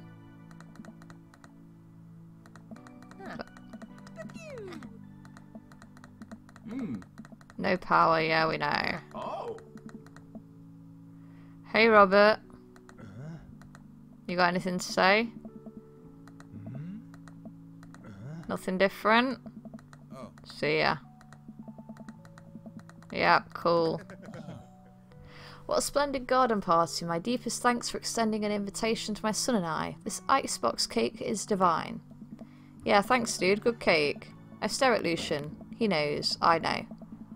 But I'm a man of my word. The story of his oregano betrayal will go unsung. Thanks for coming by. The sun is setting and everyone seems to have eaten their fill. As the party starts to wind down, I take a seat next to Joseph. Joseph, it's so good to see you again. Great party. I should have you organise our next youth group mixer. My dance skills are ready whenever you need them. Hey, if you aren't busy this weekend, I was thinking we could maybe catch a movie or something. Yeah, that'd be fun. We could take the yacht out again. Joseph sidles up to me and presses a kiss against my neck. Wait, this feels weird. Why? Don't be like that. So, I guess things are still friendly with Mary? Yeah, we're actually staying together. What? Why? Nah, that's fine. For a lot of reasons. There's the kids one. I understand that, yeah. And the fact we have to be a pillar for this community. So many people look up to us as the model marriage, and I would hate to let my parishioners down. Yeah, it would be a bit scandalous, wouldn't it? But that doesn't stop you and I from, you know, sweet. I pull away from Joseph. Yes. Yes, it is what I want. I'm honestly completely fine with that. You have no idea how fine I am with that. Oh, fuck you, game. My polyast is well happy with this. I will have a happy end with him. Fuck you. No. I know it's not perfect, and God, how I wish it were. If it were up to me, you and I would be sailing the 7 seas in search of Margaritaville. So let's do it! But this is real life, and all we can do is find Margarita Zone wherever we can. This is my Margarita Zone. Why is my player character being a dick? I look down, too nervous to respond. I feel his hand on mine. I don't pull away. I'll leave you to think about it, but just know that you can reach out to me. Yeah. For anything. I'm so okay with this, though. I am fine with this arrangement. Like, come the hell on. How did you fucking... I'm fine with you having a beard. I don't know what to think. You're a tit. The last guests begin to make their way out of the party. Amanda wanders over and sits down next to me. Killer party, Pops. What can I say? I was inspired. So, I also have something for you. Oh yeah, it's the picture. Cool. Yeah, I'm crying. Cool. Hey. Why is my character such a fool? For God's sake. I know that's maybe not what you're looking for, but these people care about you. I love you, Dad. We'll always have each other. Yeah! It's going to be hard at first, but this is the next chapter in our story, and I'll be nervous about it, but I know that you're always going to be looking out for me the same way I'll be looking out for you. Team gay, team gay. Yeah, that is true. Gosh, you mother. Why don't you just let me be the side one? I'm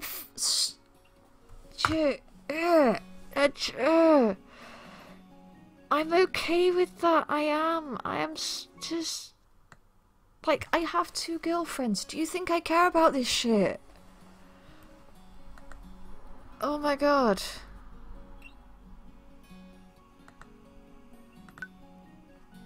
God damn. Well, you know what? That's almost an ending I'm completely satisfied with. I don't really get what I could have done much different there, because there wasn't an option not to fuck him, really, so... But that's cool. I did actually enjoy that, and I think I probably prefer that ending to a proper ending, if I'm honest. I did... They're happy together. I like them. It made me like Joseph. It was good. And I think I'll probably leave it there for today. Mostly because I feel like I'm gonna pass the fuck out, because I haven't eaten enough, and I don't know. There's other reasons. I'm getting confused now.